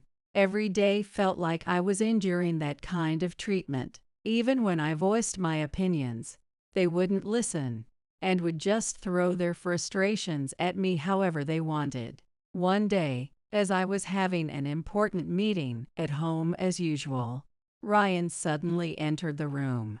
However, because I was wearing headphones, I didn't notice him at first. Get ready. You're not needed in this house. You're screaming like a maniac. We're in a meeting right now. Grace, who had come in behind him, started yelling at me too. As I turned to my PC to stop the camera, my colleagues from the meeting shouted, "Run!" Surprised, I turned around. Ryan was holding a bucket above his head, and he dumped its contents on me. At that moment, everything felt like it was in slow motion for the first time in my life. Then, my whole body suddenly became unbearably hot. Eck, the bucket's contents were boiling water. You need a better disinfection. You're still not clean enough. Thinking this was bad, I tried to head for the bathroom. But Ryan grabbed my arm and wouldn't let me escape. "Where do you think you're going?" He yanked me, dragging me out of the room and into the living room, where Grace poured more boiling water on me. "How's that? Did it disinfect you a bit?" "Who knows? It's a pretty big bug. Someone like you, an unemployed person, should just leave this house." My fists clenched, and I stood up. My mind was filled with rage, and I didn't even feel the heat of the boiling water anymore. "I'm planning to leave, of course." I said that to the two of them. "You're not going to survive out there, you useless trash." At that, I gave a sly smile. "What are you laughing at? Seems like you've finally gone insane, huh?" So I revealed my true self to the two of them. "You're the CEO of a $20M business. Stop talking nonsense. Guess you've really lost your mind. You don't have to believe me, but you'll be the one regretting it." I had prepared for a day like this. I went to my office, grabbed the divorce papers, and came back. "Here, the divorce papers. This should be fine, right? Are you serious? You started this first." Ignoring their yelling, I left the house. I headed to my parents' home.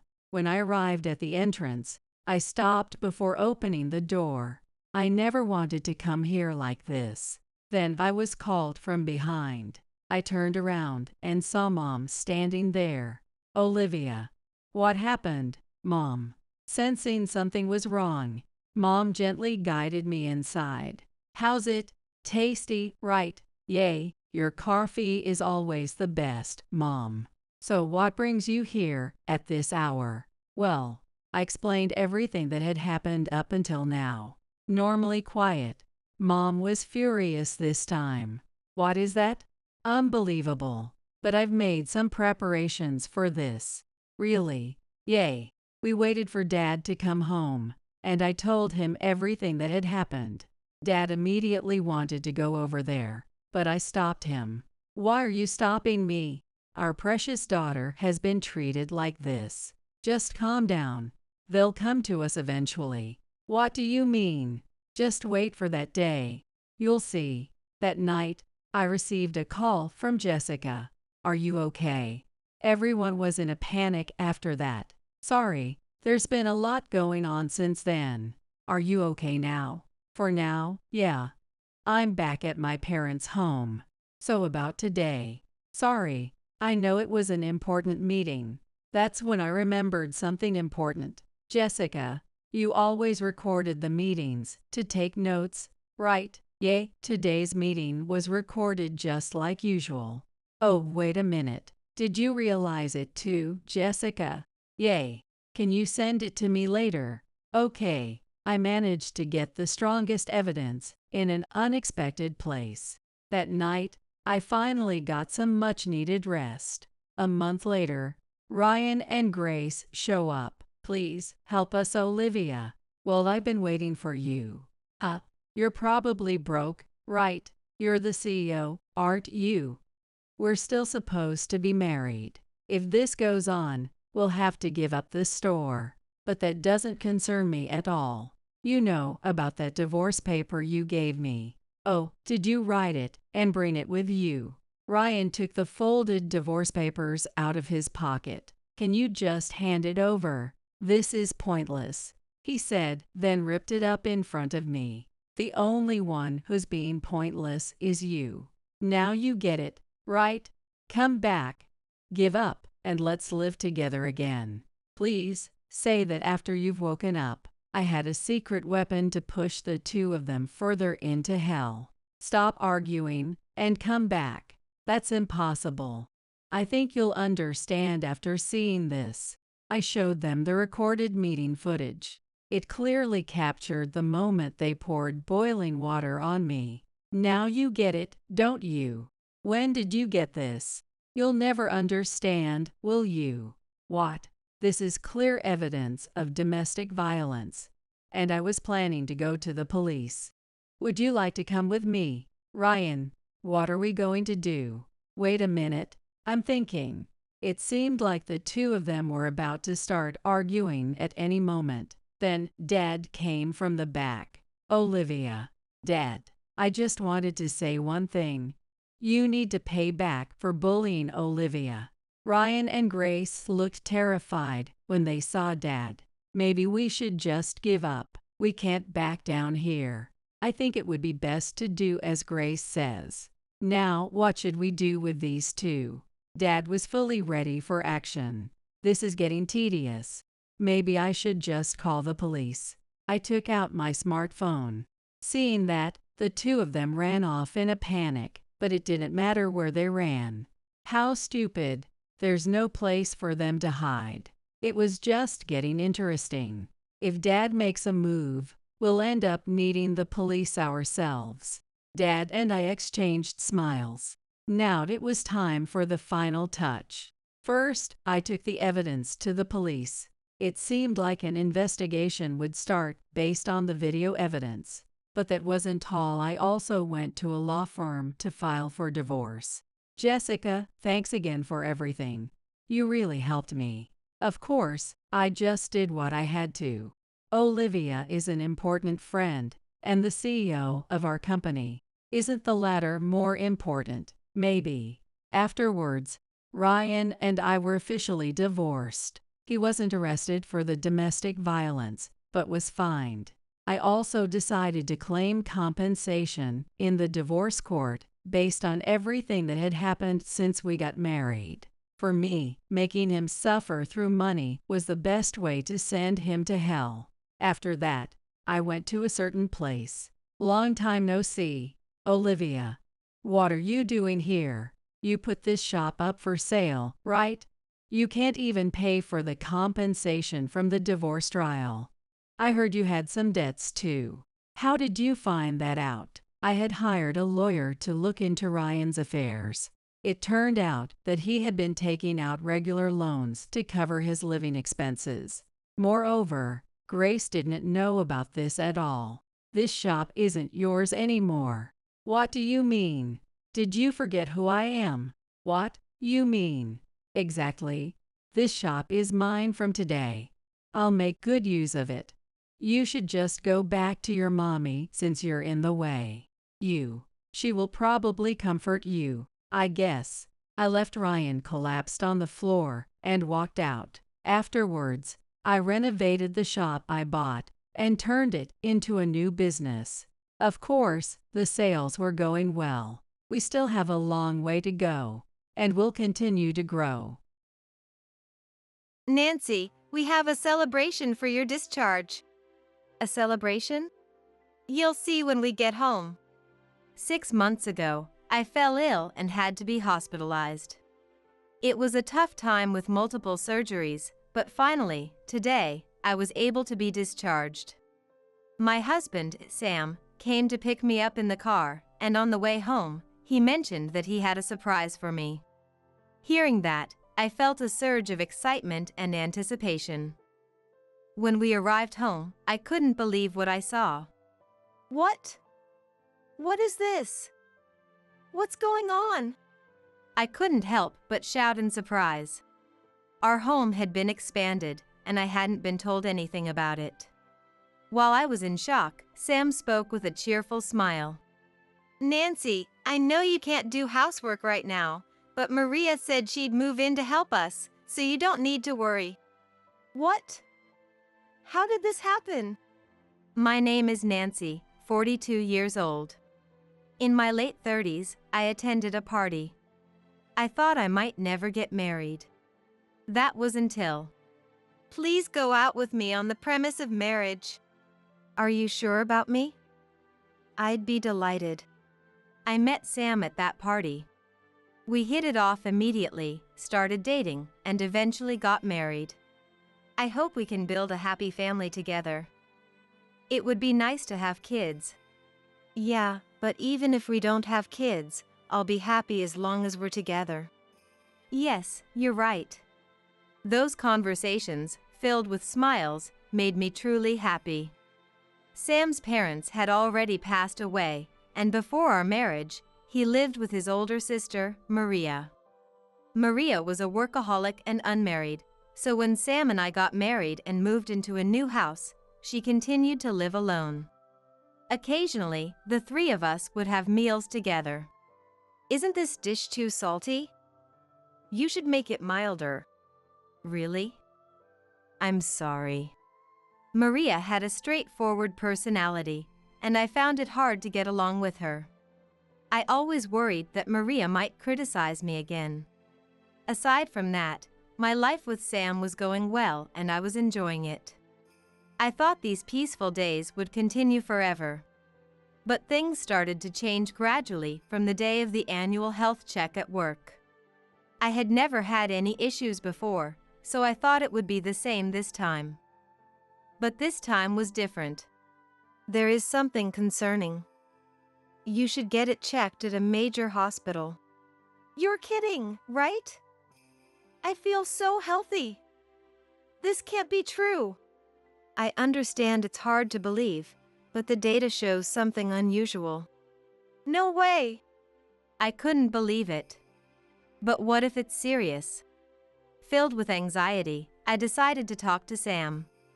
Today was the health check at work, and they said there's something concerning in the results.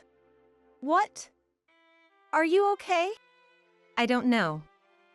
They said I should get checked at a major hospital.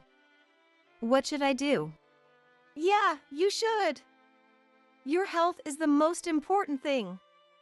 You should get it checked, just in case. You're right. I'll do that.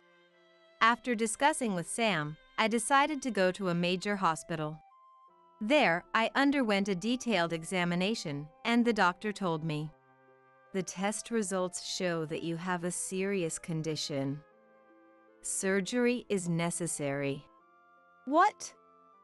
Is there any chance I can recover with surgery? We will do our best. I see. How long will the treatment take?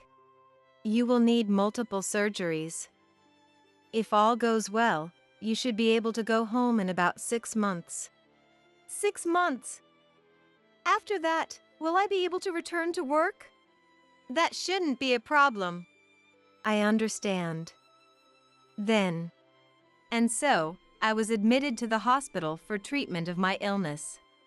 6 months. Will everything really be okay? Can I recover fully?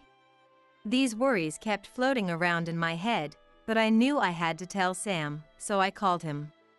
Hello? Sam?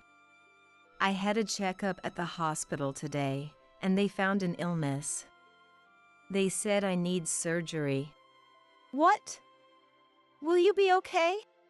They said that with a few surgeries, I could be discharged in about 6 months if everything goes well. Oh, I see. I'm glad it can be cured. It must be tough, but hang in there. I'm looking forward to you getting better soon. Thanks, Sam. I was worried that it would be hard for Sam if I was hospitalized. But I was relieved because Sam naturally cared about my health and encouraged me. The company also told me to focus on my treatment now, so I could take a leave of absence with peace of mind. However, I realized something. I was so preoccupied with the house, work, and my health that I forgot I needed a change of clothes and laundry. Realizing this, I called Sam again. Sam? I'm sorry to bother you while you're busy. Can you bring my change of clothes to the hospital? And could you take the laundry back home? What? Why me? I don't want to. Hospitals are dirty. Viruses are flying around. If I go there, I'll get sick. But I need a change of clothes, and the laundry is piling up. Please. No means no. I'm busy, so I'm hanging up. Wait. He said, hanging up abruptly. I wish he could help at least at times like this. Thinking that, I spent my days in the hospital. I couldn't get Sam's cooperation, but he... Hello? It's not a big deal, but where are the nail clippers? And where's the TV remote? He often called about trivial things like this. A few weeks into my hospital stay. Hello. Maria, thank you for coming. You must be busy with work, right? I had some time. So, how are you doing? Sorry for worrying you. I'm doing all right. I feel bad since Maria must be busy with work too. While having this thought, Maria told me the recent events happening. As we talked, the topic naturally shifted to Sam. By the way, about Sam. What about Sam? Since you got hospitalized, Sam has been staying at my place or waiting for me outside my office. It's troublesome. Really? I can't do anything about Sam because I'm in the hospital. I'm sorry for causing you trouble. Does Sam come to visit you sometimes? You need a change of clothes and laundry, right? Sam doesn't like coming to the hospital, so he doesn't come at all. What? What a useless guy. Then I'll do it for you. What? That's too much to ask. Don't worry about it. Leave it to me. Thank you. After that, Sam still didn't come to visit, and he continued calling about trivial matters. Maria came occasionally and helped with my change of clothes and laundry, as she said she would. I was very grateful. But I also felt very sorry for troubling her. My treatment progressed smoothly, and 6 months later, you can be discharged now. Really? Thank you. I was able to be discharged safely, so I called Sam. Sam came to pick me up by car, and we went home together. By the way, Nancy, we have a celebration for your discharge. What? A celebration? What is it? You'll see when we get home. What? Is it a surprise? Yes, it is. I can't wait to see what it is.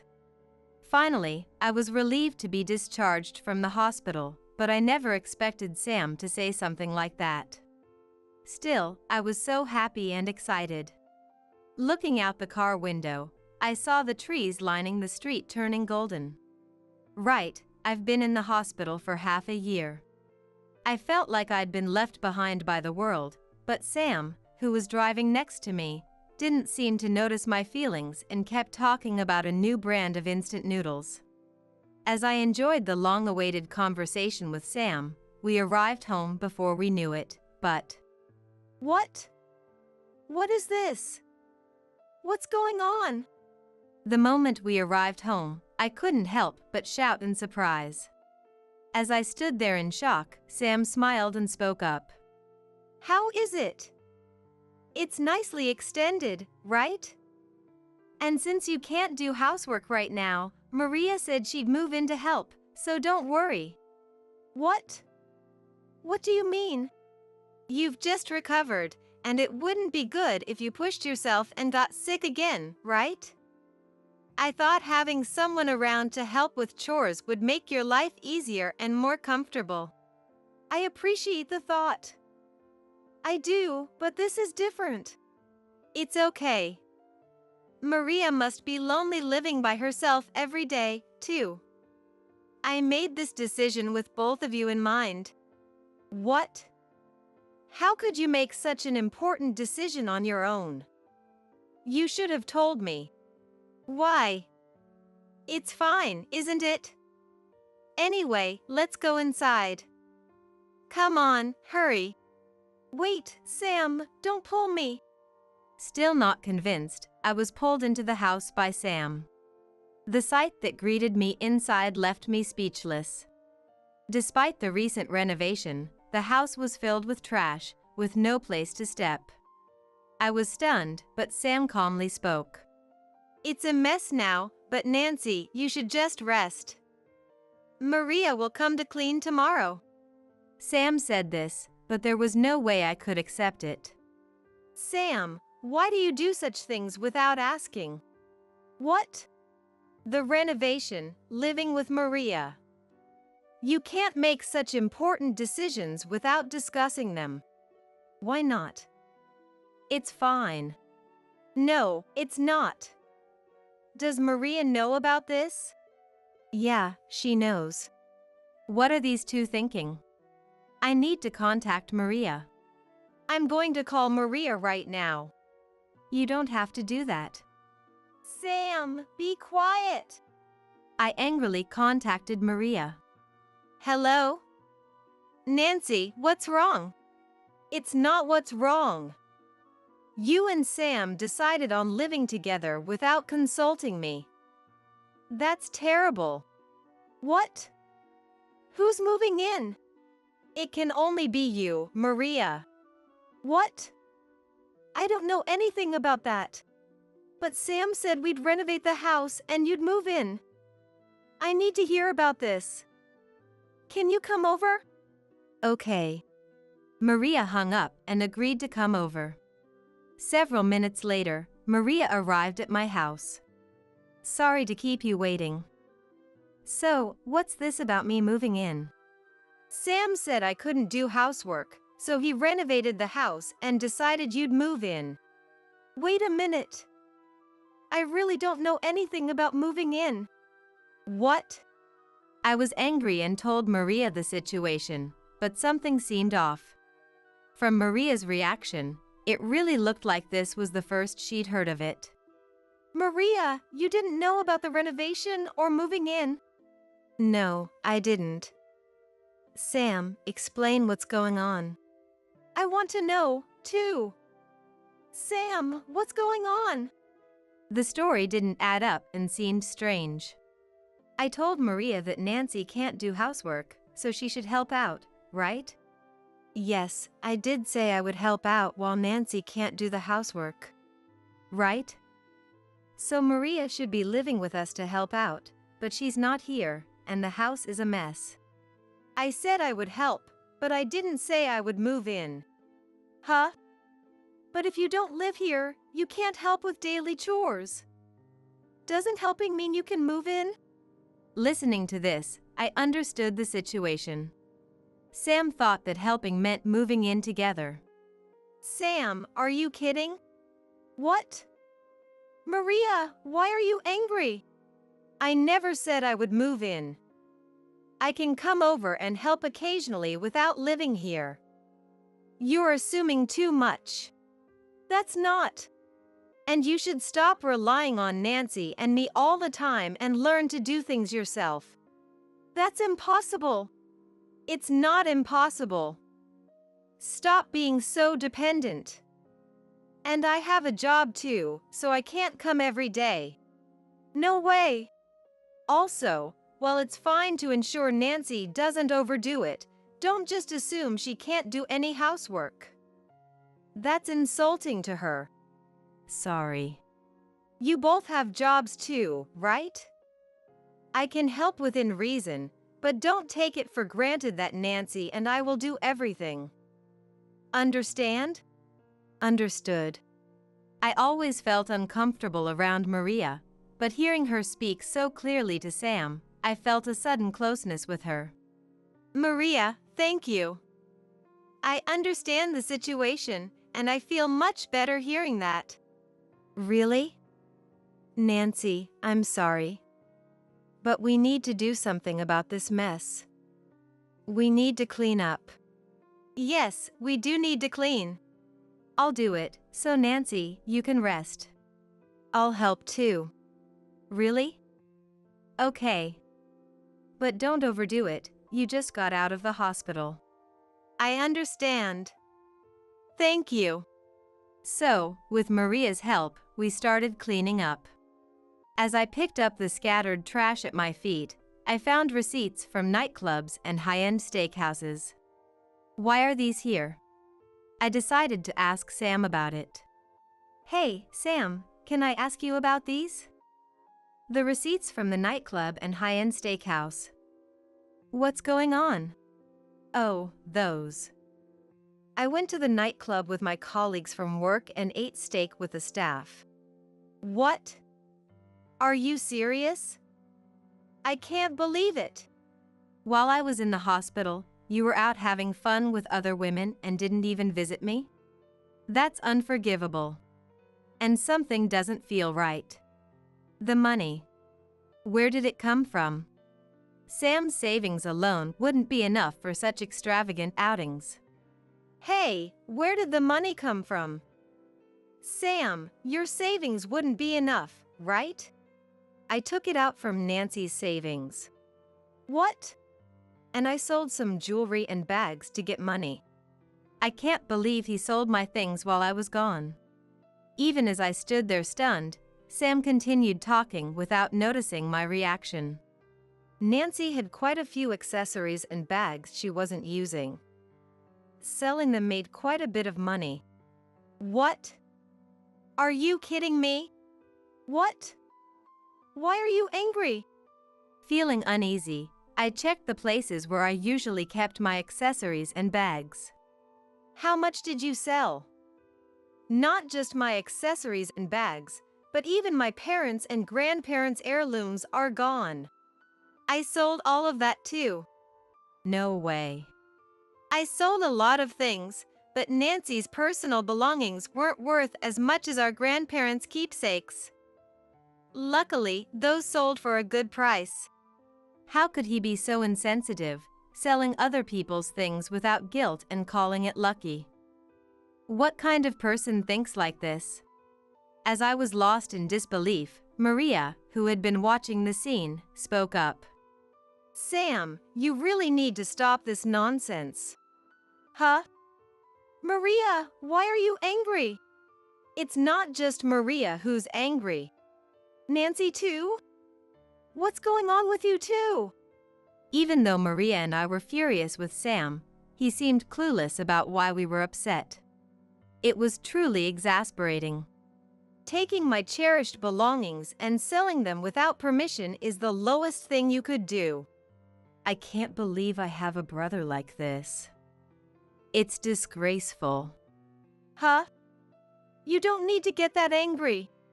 I'm done talking. There's no point in continuing this. Nancy, come to my house. Really? Are you sure? Of course. It's better this way. Thank you. I'll do that. If you're going to Maria's, then I'm going too. Not you, Sam. Absolutely don't follow us. Why? Don't say that. Sam kept shouting, but I decided not to respond as it was pointless to continue the conversation. And so, I went to Maria's house. After arriving at Maria's house, I contacted Sam again. Thinking back, from the beginning of our marriage, he never helped with the housework, relying on me for everything. Even when I was hospitalized. In the end, he went so far as to take my money and important things. I realized I couldn't stay with someone like him any longer and decided to tell him clearly. I'm divorcing you, Sam. Why? I thought it would be good for both of us. I mean, think about it. Maria would be lonely living alone in the future. Nancy, you still need to take care of your health. We don't even have kids. I haven't done anything wrong. You still say such things. It's really unbelievable, I said, and hanging up the phone. A few days later, Sam came to Maria's house. What are you doing here? What do you want? Nancy, I was wrong. Please forgive me. What? Why are you apologizing all of a sudden? When I left, he didn't show any sign of admitting his fault. So why was he suddenly acknowledging it now? I told my coworkers about Nancy asking for a divorce. They asked why, and when I explained, they said it was only natural. Of course, they did. It wasn't just one person, everyone said the same thing. That's when I realized I was wrong. So, I'm sorry. Nancy, I was wrong. Please forgive me. He couldn't realize it until everyone told him. The more I listened, the more exasperated I became. There was no way I could start over with someone like this. I'm sorry, but I have no intention of getting back with you, Sam. I've already consulted a lawyer about the divorce, compensation, and repayment of the money. From now on, please contact me through my lawyer. Wait. When I said this, Sam seemed too shocked to respond. Then Maria appeared and said, "Just so you know, Sam, I don't want to deal with you either. Don't rely on me." Maria, why? Help me out. If I help you, you'll never become independent. And I don't want my things sold without permission. I wouldn't do that. How can I believe that? You've been taking advantage of the family. Just leave. Maria said, closing the door, shutting Sam out. With the help of my lawyer, the divorce was finalized without issue. The items Sam sold and the money he used were returned or repaid. After the divorce, Sam's reasons became known, and his co-workers started distancing themselves from him. Still unable to do housework, Sam's place became a mess. And it was rumored among neighbors as a garbage-filled house. Maria and I still kept in touch. And one day, she had some happy news to share. Actually, there's someone at work I get along with very well. We're planning to get married. I'm going to sell my house and move to his hometown. Really? That's surprising, but congratulations. Thank you. Nancy, take care of yourself and stay well. A few days later, Maria moved as planned. I also resumed work and requested a transfer. I wanted a fresh start too. Now, I'm enjoying living alone freely. Being betrayed by Sam was truly heartbreaking. But dwelling on the past won't change anything. Maria has found happiness and started a new life. I need to follow her example. I will definitely find happiness too. I vowed to myself. And I took a new step forward. Determined to face the future. Your husband is in critical condition. Please come to the scene immediately. What? A man identifying himself as a police officer blurted out unexpected words, startling me. I wondered who could be calling on a Sunday morning, and when I picked up, this is what I heard.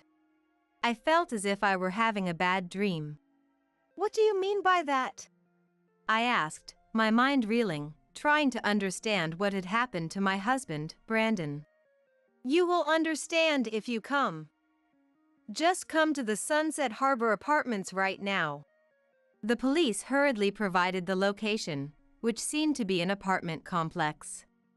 I jotted down the address, not comprehending anything. The call ended there, and I couldn't ask half of what I wanted to know.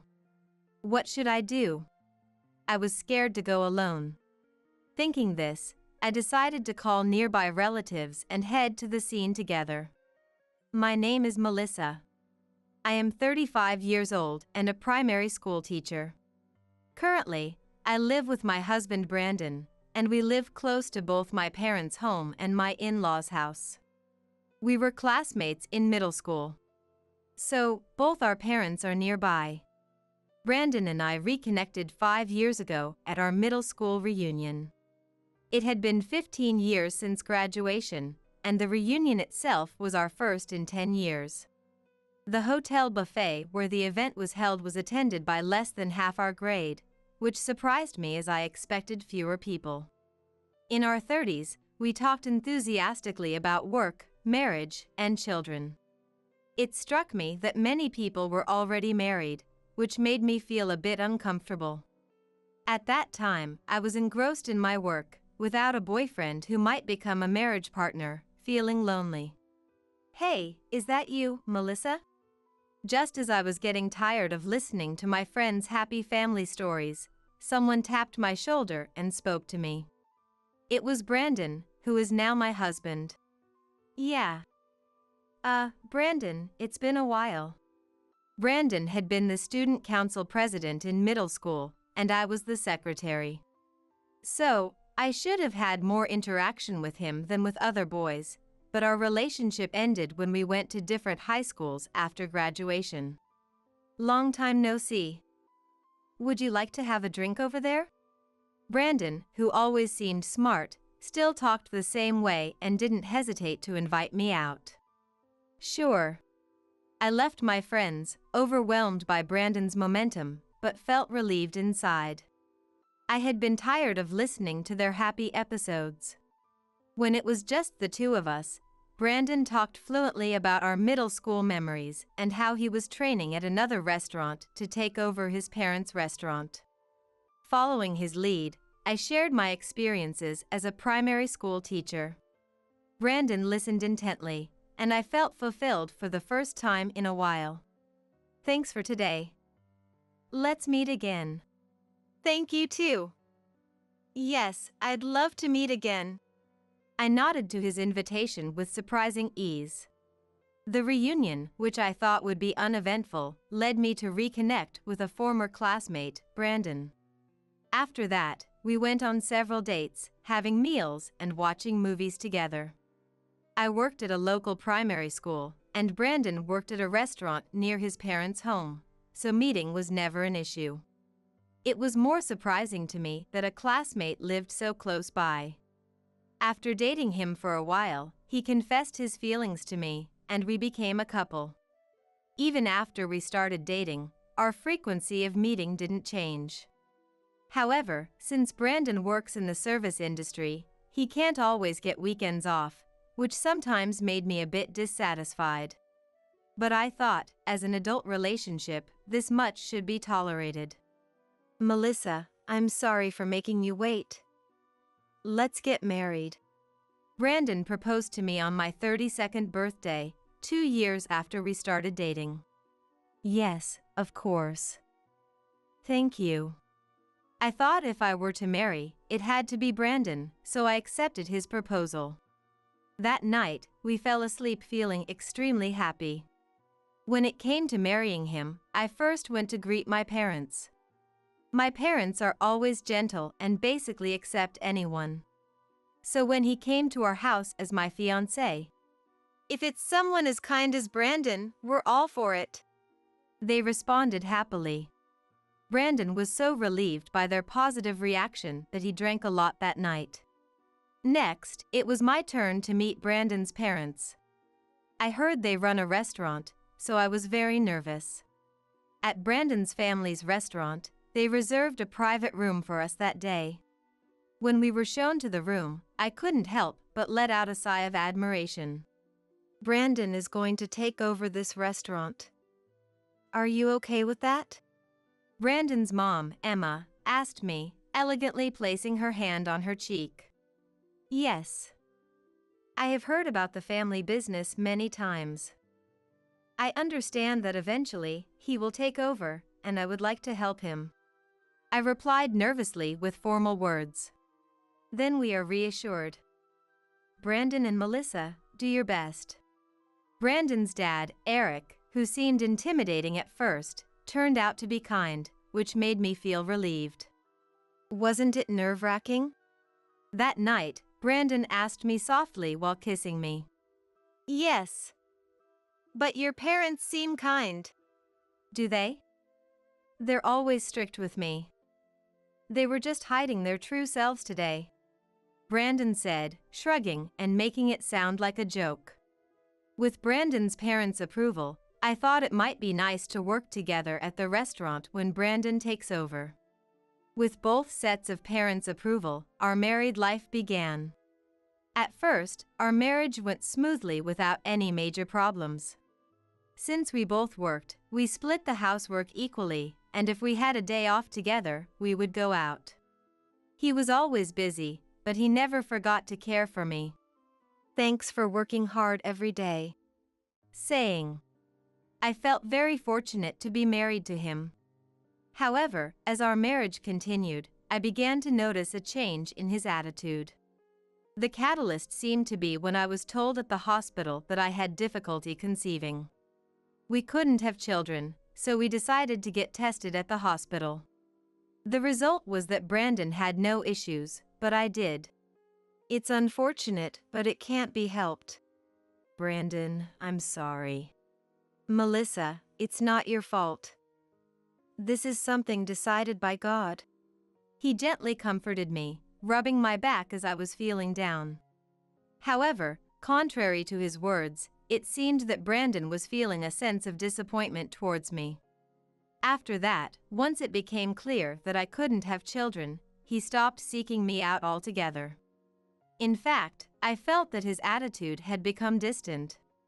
The chores that we used to share equally were. I've been really busy lately. Dad and Mom are always telling me to spend my days off training at the family business. They keep reminding me that I'm the only successor, and I need to grow enough to be able to entrust others with the business. With these words, he stopped helping with any of the household chores. The phrase, "You don't have a successor," didn't seem like something Emma and Eric would say. Emma and Eric, despite their stern appearance, had always treated me kindly. Thank you for marrying Brandon. Always grateful for that. So, Brandon's words seemed like a bitter jab directed at me because I couldn't have children. I understand. But when things settle down, could you help out a little? I'm struggling to manage both work and the household chores. My body is really feeling the strain. This was the truth. Even though it's an elementary school, teaching involves a lot of work and navigating complex human relationships. When I got home, I was still faced with a mountain of chores, and I was becoming increasingly exhausted. Sure, once things calm down. He said this to placate me, but he never once helped with the chores afterward. From that point on, his behavior grew stranger by the day. Not only did he refuse to help with the chores, but he also started criticizing my cooking and ironing. This soup is too spicy. You need to make it milder so the flavors of the ingredients come through. The wrinkles in my shirt aren't out. Are you slacking off? Hey, I found hair on the bedroom floor. Can't you at least keep it clean? It seemed like he wanted to find fault with everything I did around the house. He was especially critical of my cooking. Growing up with gourmet food had made him very particular about taste. His detailed critiques of my ironing and cleaning felt like an attack on my very existence. If you're going to be that picky, why don't you do everything yourself? He retorted angrily. What? I keep telling you I'm exhausted from work every day. Plus, Dad and Mom are always putting pressure on me. It's just too much. He angrily raked his fingers through his hair and, clearly stressed out, hurled the TV remote onto the floor. What are you doing? I was genuinely shocked. He had never acted out physically like this before, even though he often complained verbally. I began to doubt my choices, wondering if this was his true nature coming to light. It's all your fault that I'm like this. Because you can't have children, Dad and Mom are constantly pressuring me. Brandon hurled heartless words at me with an irritated expression. This left me more shocked than angry, and I ended up bedridden for several days. While I was in bed, even on his days off from work at the restaurant. I have to train at the family restaurant, he said, and he was gone all day. Brandon would never have neglected me when I was sick before. His sudden change left me with nothing but tears. One time, he surprised me by coming home in the morning. I was training until late at night and I'm exhausted, he said, collapsing into bed as soon as he got home. I couldn't help but notice the faint scent of shampoo. Was it really training last night? I asked, unable to hide my curiosity. What? Are you doubting me? He glared at me, making me shake my head instinctively. No matter how I looked at it, his recent late returns were strange. But as the expected heir to the family restaurant, I had no choice but to accept his nightly training excuse. I spent my days at work and doing household chores, mulling over my suspicions. Then one day, while I was grocery shopping after work, I ran into Emma at the supermarket. Oh, Melissa. What a coincidence to see you here. Hello. Emma smiled brightly at me. Then, as if remembering something, she clapped her hands. Melissa, I've been having trouble because he hasn't been coming over lately. Is he busy? I've asked him several times to come when he has time because I have things to teach him, Emma said, looking troubled. I was surprised by her words. What? He leaves home every time his work is off, saying he's going to train at the family restaurant. He comes back late at night or even in the morning, always saying how tough the training was.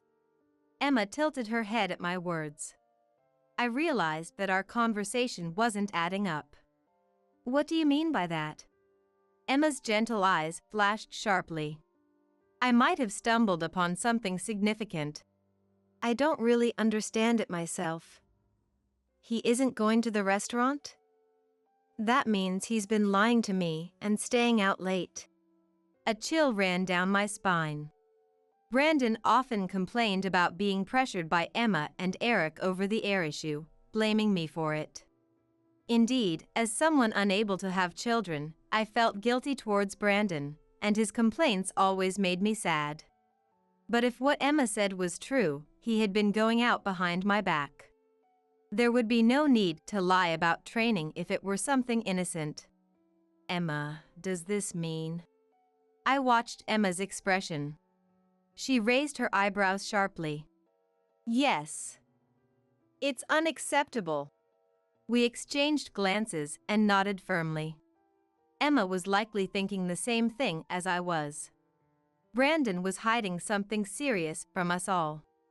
That meant, I'll keep an eye on him from now on. Got it. I'll report to you if I notice anything suspicious. With our opinions aligned, we parted ways. Now, what should I do about him? Thoughts swirled in my head. I had started to think that I needed to gather evidence somehow to find out the truth about Brandon. Should I hire a private investigator, or should I try to find out on my own what Brandon is doing on his days off? 2 weeks had passed while I was thinking about various things. During that time, Brandon kept saying, I'm going to my parents' home on his days off, and he often came back late at night. Each time, I contacted Emma to confirm that Brandon wasn't going to the in-laws' house. When I finally thought it was really suspicious and decided to hire a private investigator, I received a phone call. It was a Sunday morning, and Brandon had been away since the previous day, saying he had to stay overnight for training at work. I picked up my mobile phone and looked at the screen, but it was from an unknown number, and I hesitated for a moment.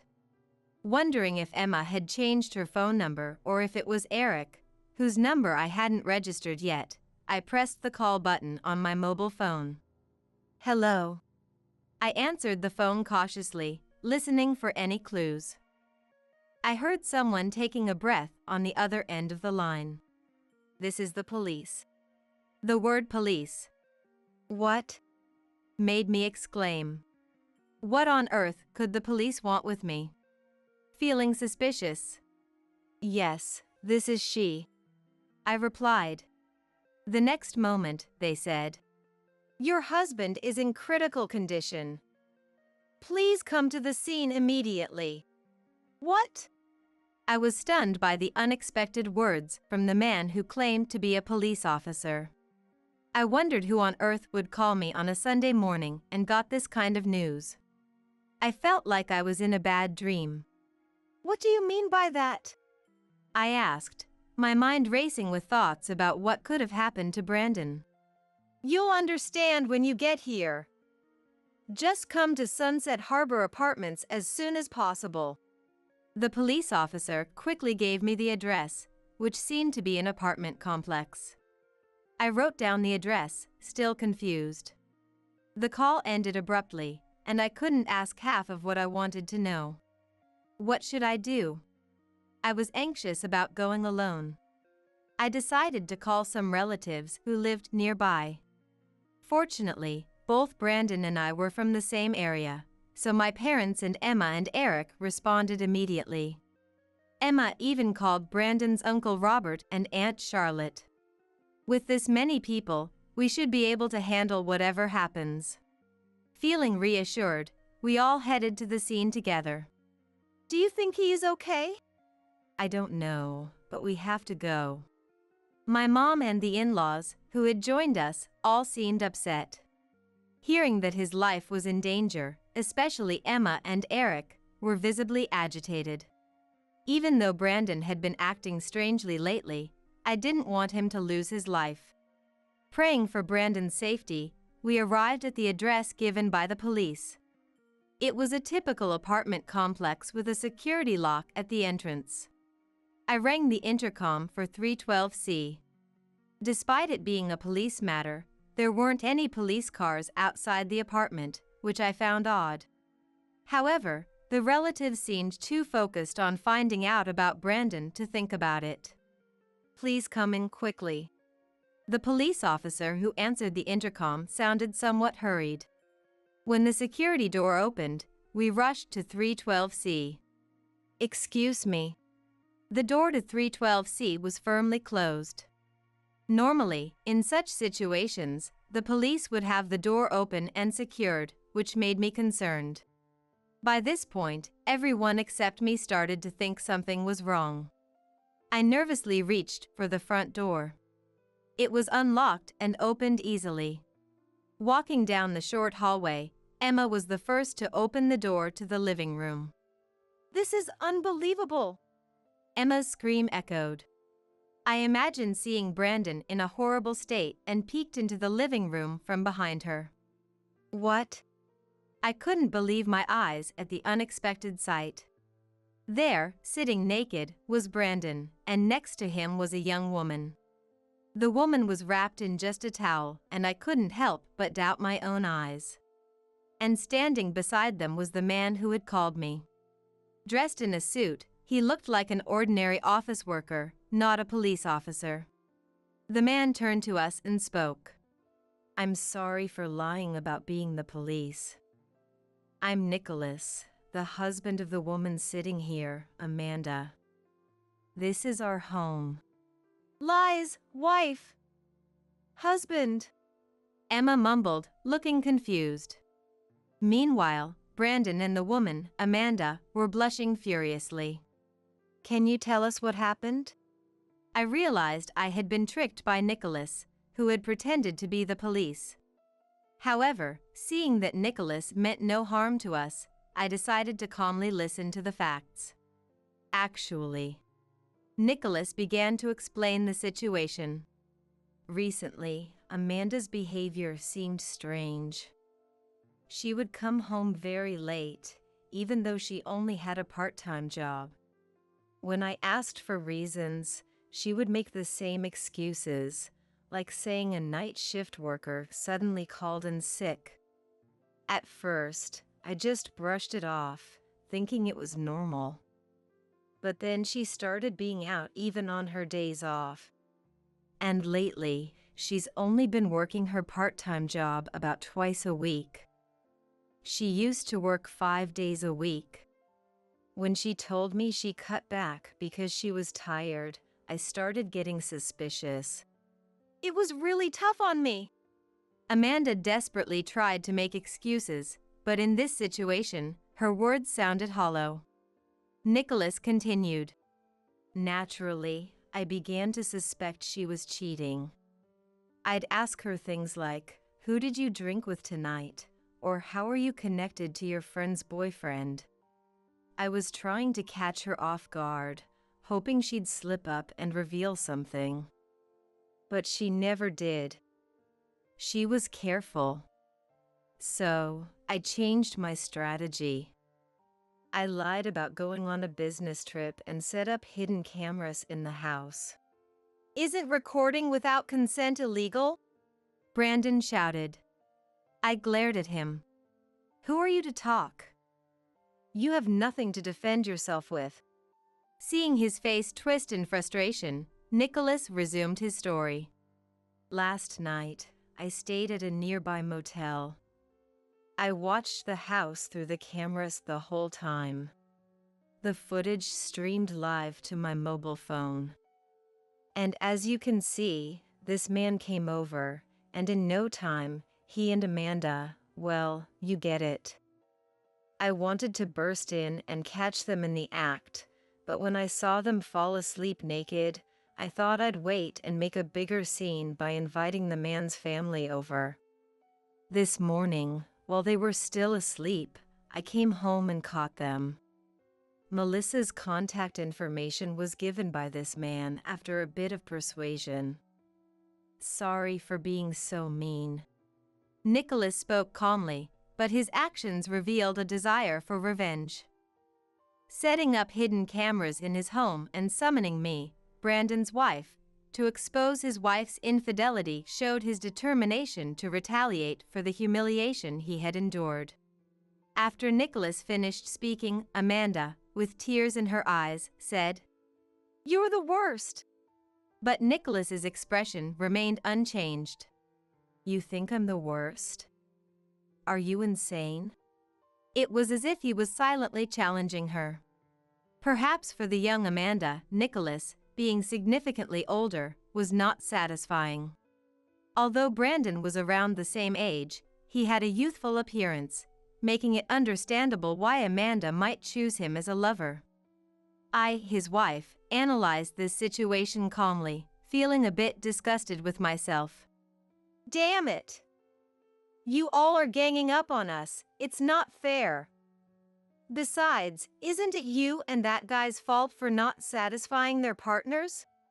Faced with undeniable evidence of his infidelity, Brandon could only lash out at us. Even though he was being stared down by everyone, I had to acknowledge his defiant spirit. However, I couldn't bring myself to forgive Brandon. I stepped forward. There were so many things I wanted to say to Brandon. Who's really being unfair here? You knew I couldn't have children, and yet you blamed me, saying Emma and Eric pressured you to find an heir, and that you needed to make sure you was ready to take over. Wasn't that all a lie? What? Pressure? We never said anything like that. Did we, Eric? I only wanted to teach you about the job. I never mentioned anything about an heir. Emma and Eric looked puzzled. They don't seem like the type to put that kind of pressure on you. Exactly. Even Charlotte and Robert shook their heads. Brandon looked down, clearly uncomfortable. Look. As you can see, neither Emma nor Eric have put any pressure on you. And yet you blamed me and criticized all my cooking and cleaning. I kept wondering why you had to say such things to me. But now I understand. You were verbally abusing me, trying to push me to be the one to bring up divorce, weren't you? That's... Brandon's face turned pale and twisted. It seemed I was right. I was utterly astonished. How could he tell such a lie that would be discovered so quickly? I couldn't comprehend it. The thought that he had been infatuated with a younger woman made me feel sick. I hated my past self for being so thrilled about marrying him. I had thought that with him, our conversations would be lively, and we'd have a fun married life. Feeling betrayed, I nodded at Nicholas, who was experiencing the same humiliation. Amanda, I'm divorcing you. And you can bet I'll be asking for alimony in court. Nicholas said this clearly to Amanda. Wait a minute, why alimony? I was played by this man. He forced his way into my house and pinned me down in bed. In a final act of desperation, Amanda turned on Brandon, who was slumped beside her. He looked at Amanda, shocked. Hey, what are you saying? Why am I the only one being blamed? You knew I was married when you approached me at the store. That's a bigger crime. What? Brandon and Amanda started arguing, both still naked. The low-level blame game left everyone speechless. The hidden camera footage would clearly show that Brandon hadn't forced Amanda into anything. Nicholas and I finally reached our breaking point with their pitiful bickering. Both of you, who are you arguing with? You're both married, and you cheated. That is the truth. I'm divorcing too. Exactly. Stop fighting each other and apologize to us. Then, get out of this house. Brandon and Amanda's shoulders shook. Riding on our anger, even Emma and Eric began to criticize Brandon. Brandon, you're no longer fit to take over our family business. Apologize to Melissa right now. I don't care about you anymore. You can pay for your alimony yourself, got it? As relatives, we're ashamed. We won't be lending you any money either. No way. Brandon looked at Emma, Eric, and me with pleading eyes, as if he had planned to ask them for help with the alimony. Until you pay what you owe, I'll keep coming back. Be prepared for that, I said in a calm voice, and finally, Brandon stood up, put on the clothes he had left scattered in the bedroom, and left Nicholas's house. Amanda, left behind, looked at Nicholas and said, "I'm sorry." But Nicholas saw it as mere crocodile tears and threw her clothes at her, tossing her out of the house. Left behind, we all exchanged glances, trying to grasp what had just happened inside deeply.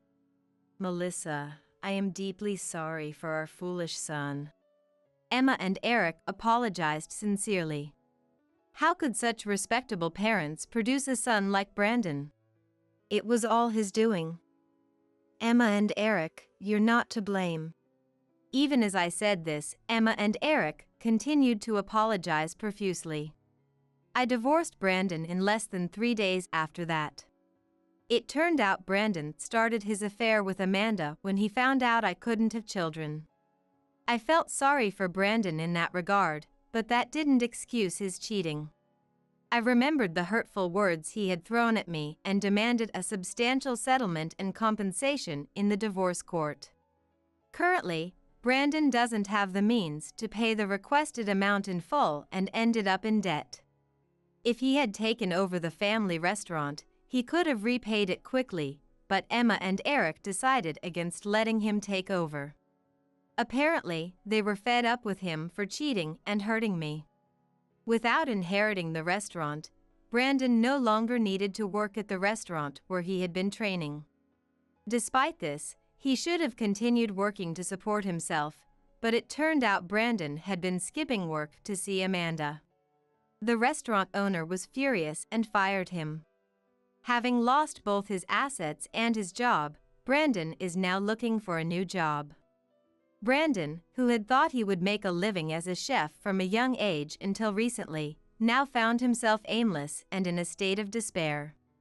In his mid-30s, he had no interest in a corporate job and managed to get by with part-time work at a diner. However, part-time work alone wasn't nearly enough to pay off his debts.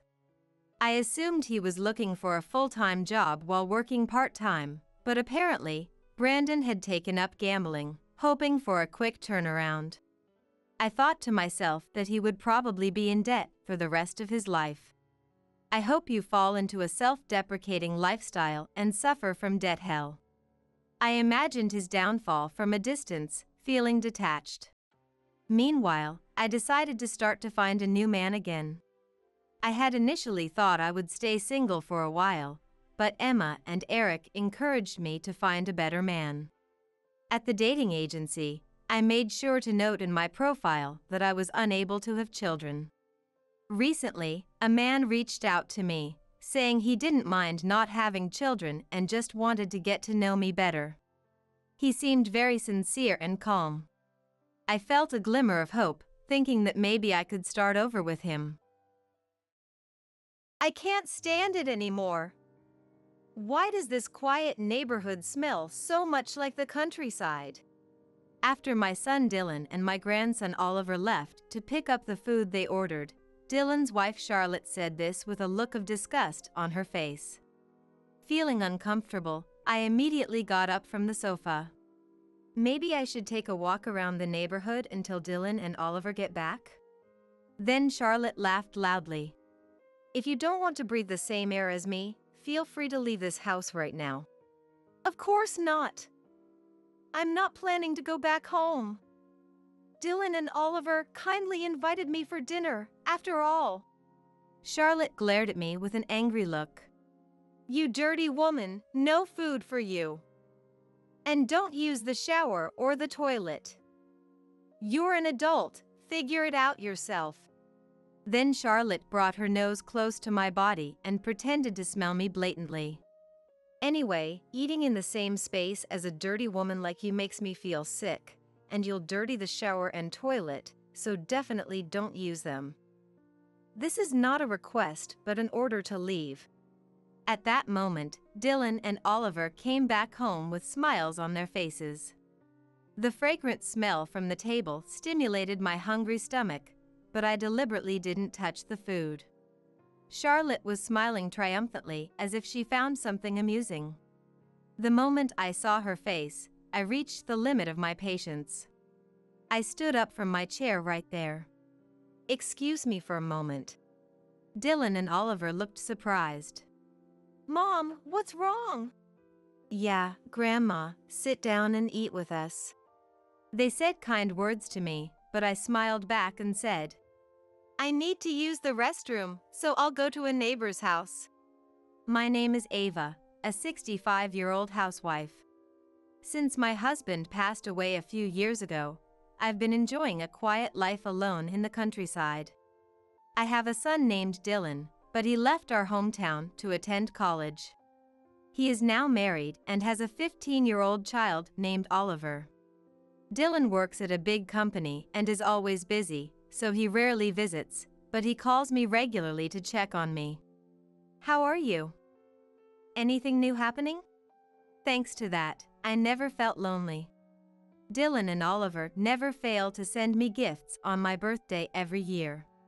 However, Charlotte doesn't seem to like me at all and openly avoids contact with me. This started when Dylan first brought Charlotte to our home before their marriage. At first, Charlotte played the modest wife, but as soon as we were alone, her attitude changed drastically. There are so many bugs here, and this place smells so earthy. I don't want to stay long. I'm sorry, it's not as lively as the city you're used to. It must be boring. Then she gave me a sinister smile. I heard that in the countryside, mothers-in-law have a lot of authority, but it's not like that in the city. Don't do old-fashioned things like interfering in a couple's relationship. She probably intended to warn me even before the marriage. Of course, I never intended to interfere between Dylan and Charlotte, and I also wanted to avoid the old-fashioned mother-in-law and daughter-in-law conflicts as much as possible. I don't think what you're worried about will happen. I tried to calmly reason with Charlotte. It's only natural. In the city, if people heard that a son was still in touch with his mom, they'd laugh at him and think he was ridiculous. Seeing her true nature made my skin crawl. However, Dylan seemed completely unaware of her true colors, and even after getting married, he continued to call me. Occasionally, though rarely, I would receive calls from Charlotte, but it was never because she acknowledged my existence.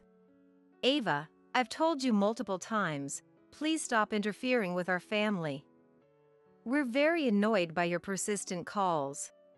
Charlotte, if you feel that way, I apologize. But I have never once called Dylan. He's the one who always calls me. He is such a mama's boy. As long as his salary is decent and the household expenses are covered, I don't have any complaints. Then Charlotte, in a voice clear enough for me to hear, said, If you're giving us money, you're more than welcome. Otherwise, please keep your opinions to yourself. Okay, I understood. I felt sad, but since Dylan continued to call me regularly, my gloom didn't last long. Furthermore, even when Charlotte said unreasonable things to me, I never conveyed those facts to him. I wanted to avoid causing a rift in a couple with sensitive children at any cost, and I also wanted to believe that even if Charlotte disliked me, she didn't hate him. Oliver, unlike Charlotte, has always been fond of me since he was a child up to now at 15 years old. During one holiday, Oliver once came to visit me alone. If you have a cell phone, we can call each other anytime. He even went with me to a nearby store to buy a cell phone.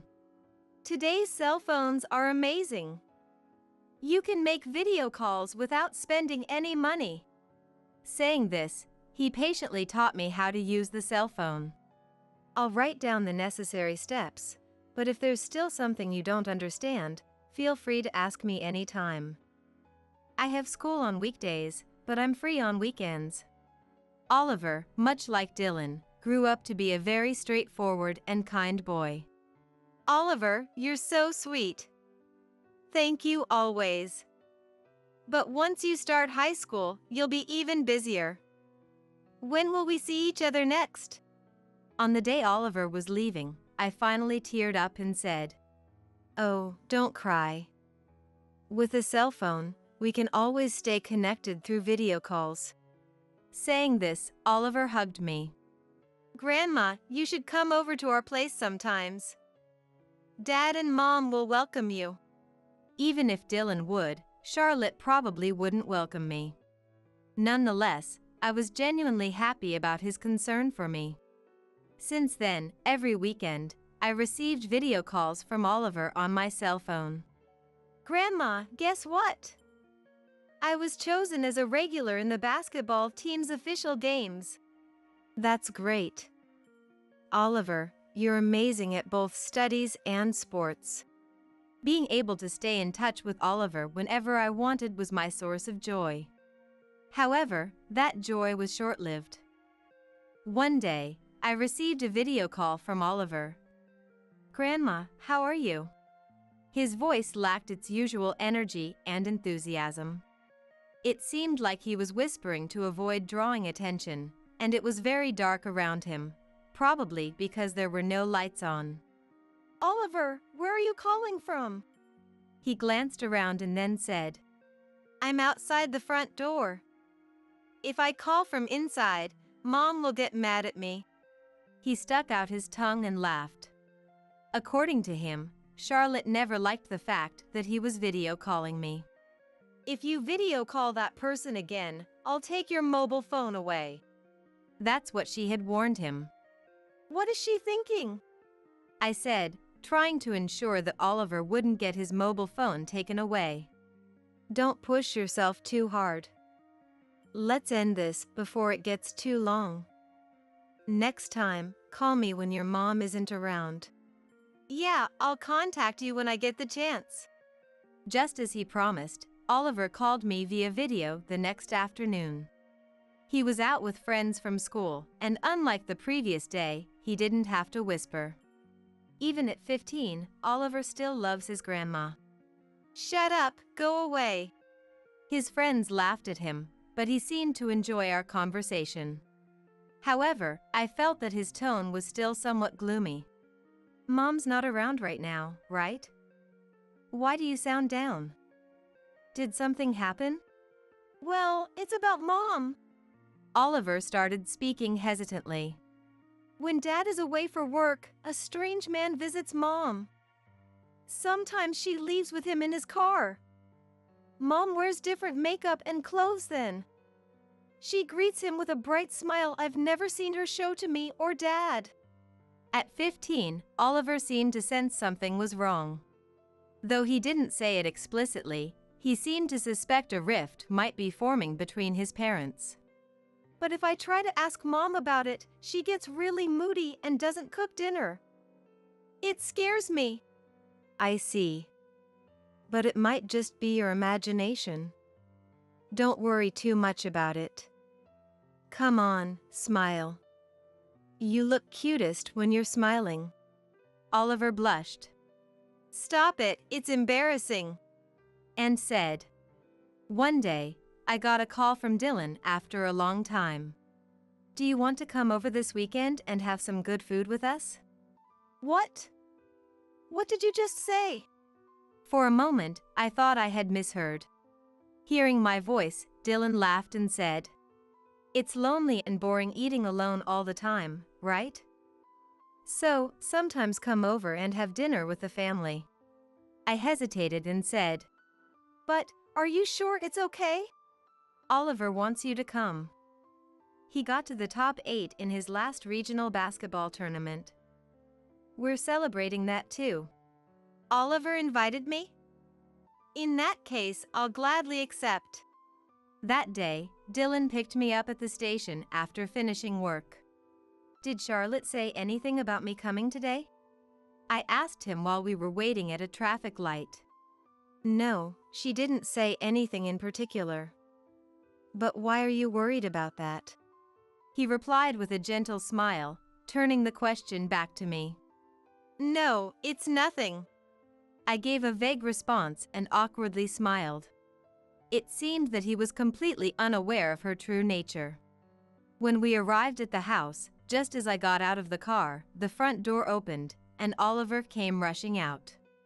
Grandma, I'm so glad you came. I've missed you. When I handed him the local specialty sweets I had brought, he beamed. Awesome, we'll have them together later. Oliver took my hand and led me inside the house. As soon as we stepped in, I felt a strange sense of quietness. Where's Mom? Is she not home? She's here, sort of. Oliver replied hesitantly, pointing towards the living room. With a sense of foreboding, I slowly walked into the living room. Welcome. Charlotte greeted me lazily from the couch, not even bothering to turn her head. Her voice was robotic, making my spirits sink. As I stood there in shock, Oliver pulled my hand. What are you doing? Sit here. He directed me to the couch. Mom, stop lying there. Grandma needs a place to sit. Reluctantly, Charlotte moved at Oliver's urging. After using the bathroom, Dylan appeared in the living room. Oliver, shall we go pick up the pizza and appetizers we ordered? Yeah, okay. Oliver looked worriedly between me and Charlotte. Go ahead, I said with a reassuring smile. All right, I'll be back. Oliver followed Dylan out of the house. As soon as they were out the door, Charlotte predictably started.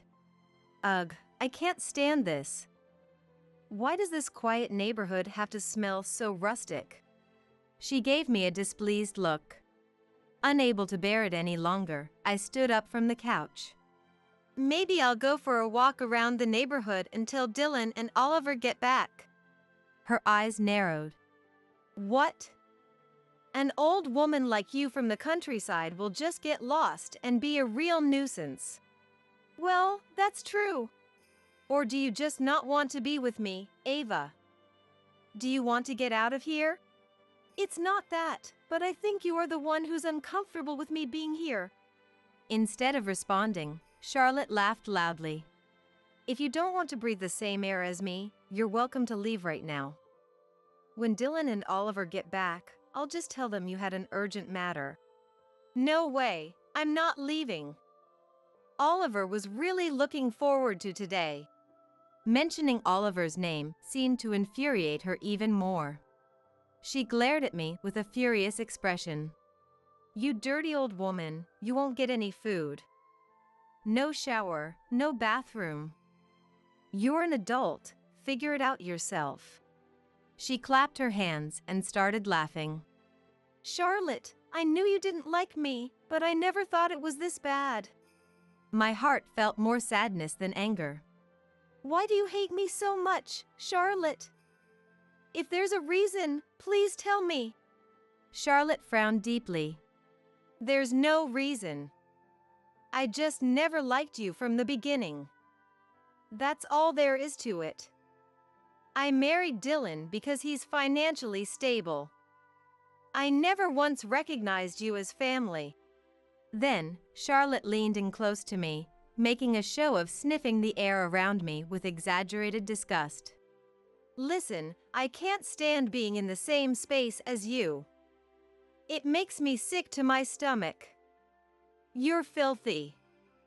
Don't use the shower or the toilet. This isn't a request, it's an eviction notice. At that moment, Dylan and Oliver came home, both smiling. Hey, it's great the roads weren't busy for a weekend. Dylan said this as he laid out the freshly bought pizza and appetizers on the table. Charlotte set out Mom's plate. Charlotte, looking annoyed. Okay. Reluctantly complied. The savory smell filled the dining room, and my stomach growled with hunger, but I deliberately refrained from touching the food. What's wrong? Are you feeling okay? Dylan, unaware of the situation, asked with genuine concern. Grandma, this pizza is really good. Oliver tried to cheer me up while glancing at Charlotte. Charlotte, for some reason, had a triumphant smirk on her face. Seeing her expression, I reached my breaking point. Without a word, I stood up from my chair. Excuse me for a moment. Dylan and Oliver looked surprised. Mom, what's wrong? Yeah, Grandma, sit down and eat with us. They both offered kind words, but I just smiled and said, I need to use the restroom. I'll be back soon. I walked toward the door. Behind me, I could hear Dylan. What do you mean? Why isn't Mom using our bathroom? And Oliver questioning Charlotte. Charlotte, now panicking, stood up. What's going on? Ava, wait. Where are you going? She tried to follow me, but I shut the door behind me and stepped into the dark, quiet neighborhood. From inside, I heard Oliver shout. Grandma left her bag, and her phone is inside. She didn't take her wallet either. What's going on? Even clueless Dylan was starting to sense something was wrong, clearly flustered. Looking around, I saw lights on in every house, indicating people were home. I rang the doorbell of the house next door, labeled Williams. Hello? Sorry to bother you so late. I called out, hoping for a response. A middle-aged woman's voice answered from inside. What's the matter? I live next door. I know it's highly inappropriate to ask a stranger this, but... I took a humble tone, raising my voice enough for the nearby houses to hear. May I use your toilet? What? Toilet? Mrs. Williams sounded surprised. After a brief pause, she asked, Is your bathroom broken? Well, it's quite embarrassing, but my daughter-in-law has forbidden me from using it. I explained the situation loudly enough for the neighbors to hear, articulating clearly. Oh my, that's... She seemed unsure how to respond, clearly baffled by the situation. If I were in her shoes, I might have reacted the same way. Seeing the neighbors poking their heads out from their doorways to see what was going on, I continued. And if possible, I would like to use your shower as well. Oh my, that's quite serious. If you don't mind, Please feel free to use our shower. It's not very large, but thank you very much. Thank you so much. I expressed my gratitude repeatedly. Mrs. Williams came out of the house directly and opened the gate for me. Please, come in and tell me more about it. I'm here to help. She showed a serious intent to listen to my story. Other neighbors also gathered in front of Mrs. Williams' house, and soon the street was filled with people. Among the crowd, I spotted Charlotte, but I ignored her and continued. Thank you. My son's wife has even forbidden me from eating. I further accused Charlotte of her cruelty. Seeing this, another neighbor spoke up. I'm Smith, who lives across the street. Here, please have this if you like. Offering me some food. Thank you so much for going out of your way.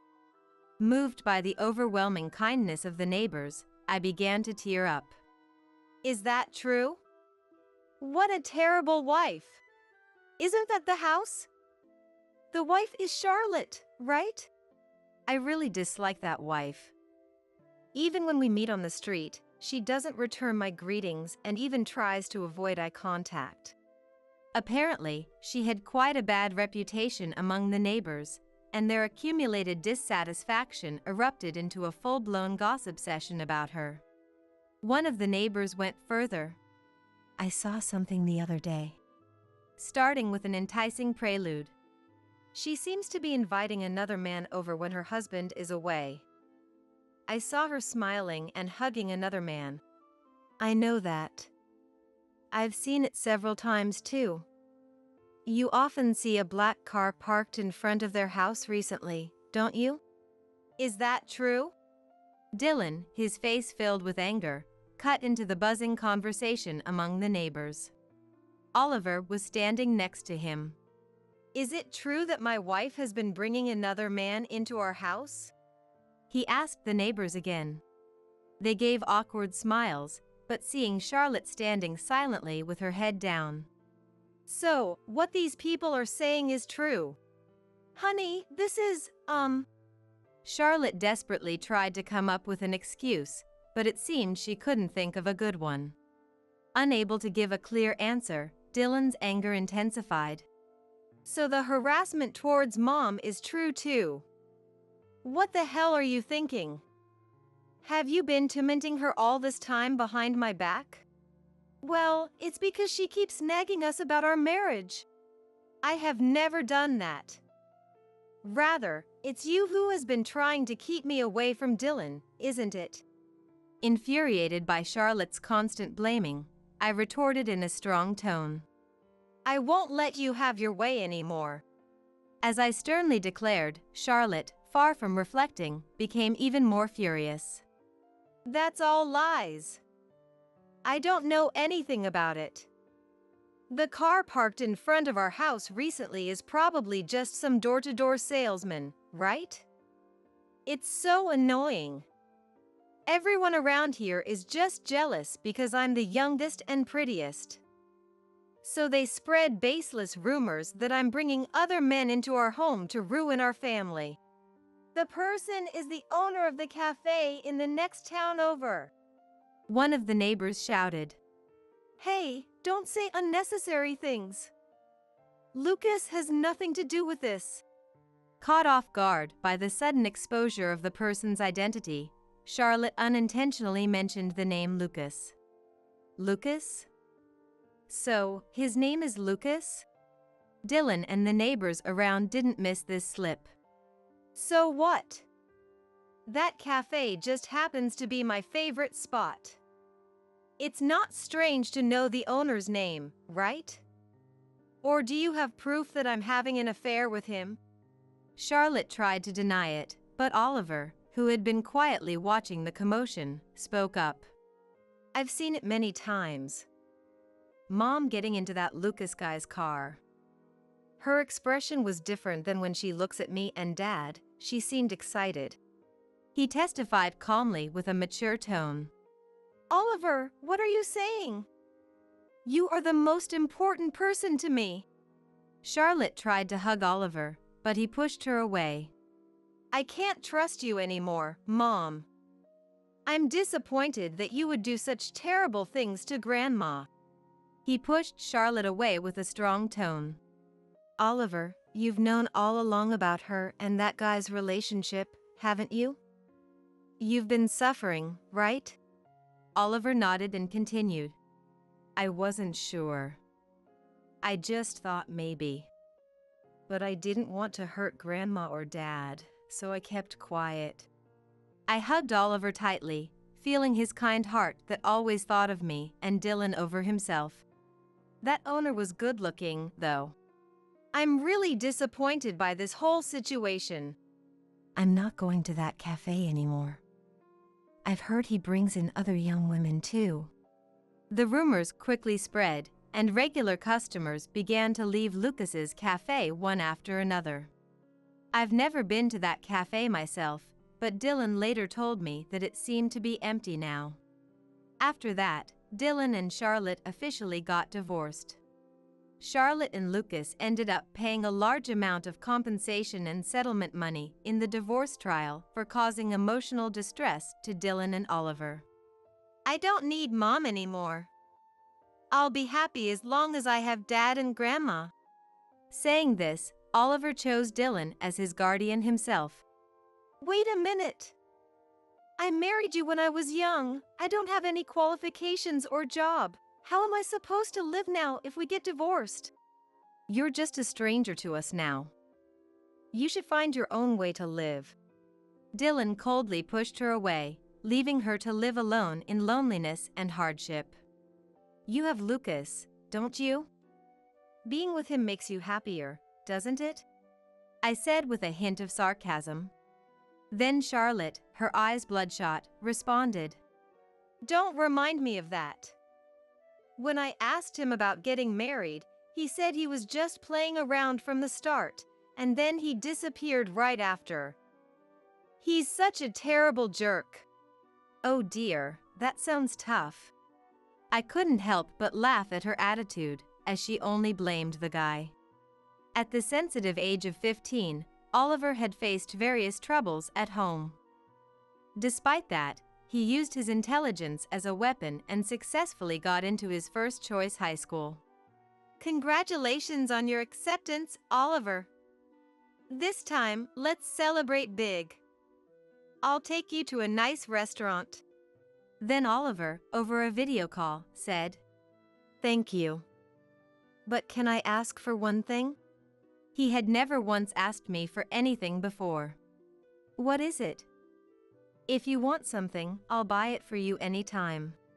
I want to eat Grandma's home-cooked food, Oliver said, his eyes sparkling. Of course. I'll come over this weekend, then. Yay! I'll be waiting. With the barrier of Charlotte removed, I could now visit Dylan and Oliver's house without any reservations. However, a new worry emerged for me. What should I cook for him? It was a delightful and exciting problem that I couldn't stop thinking about.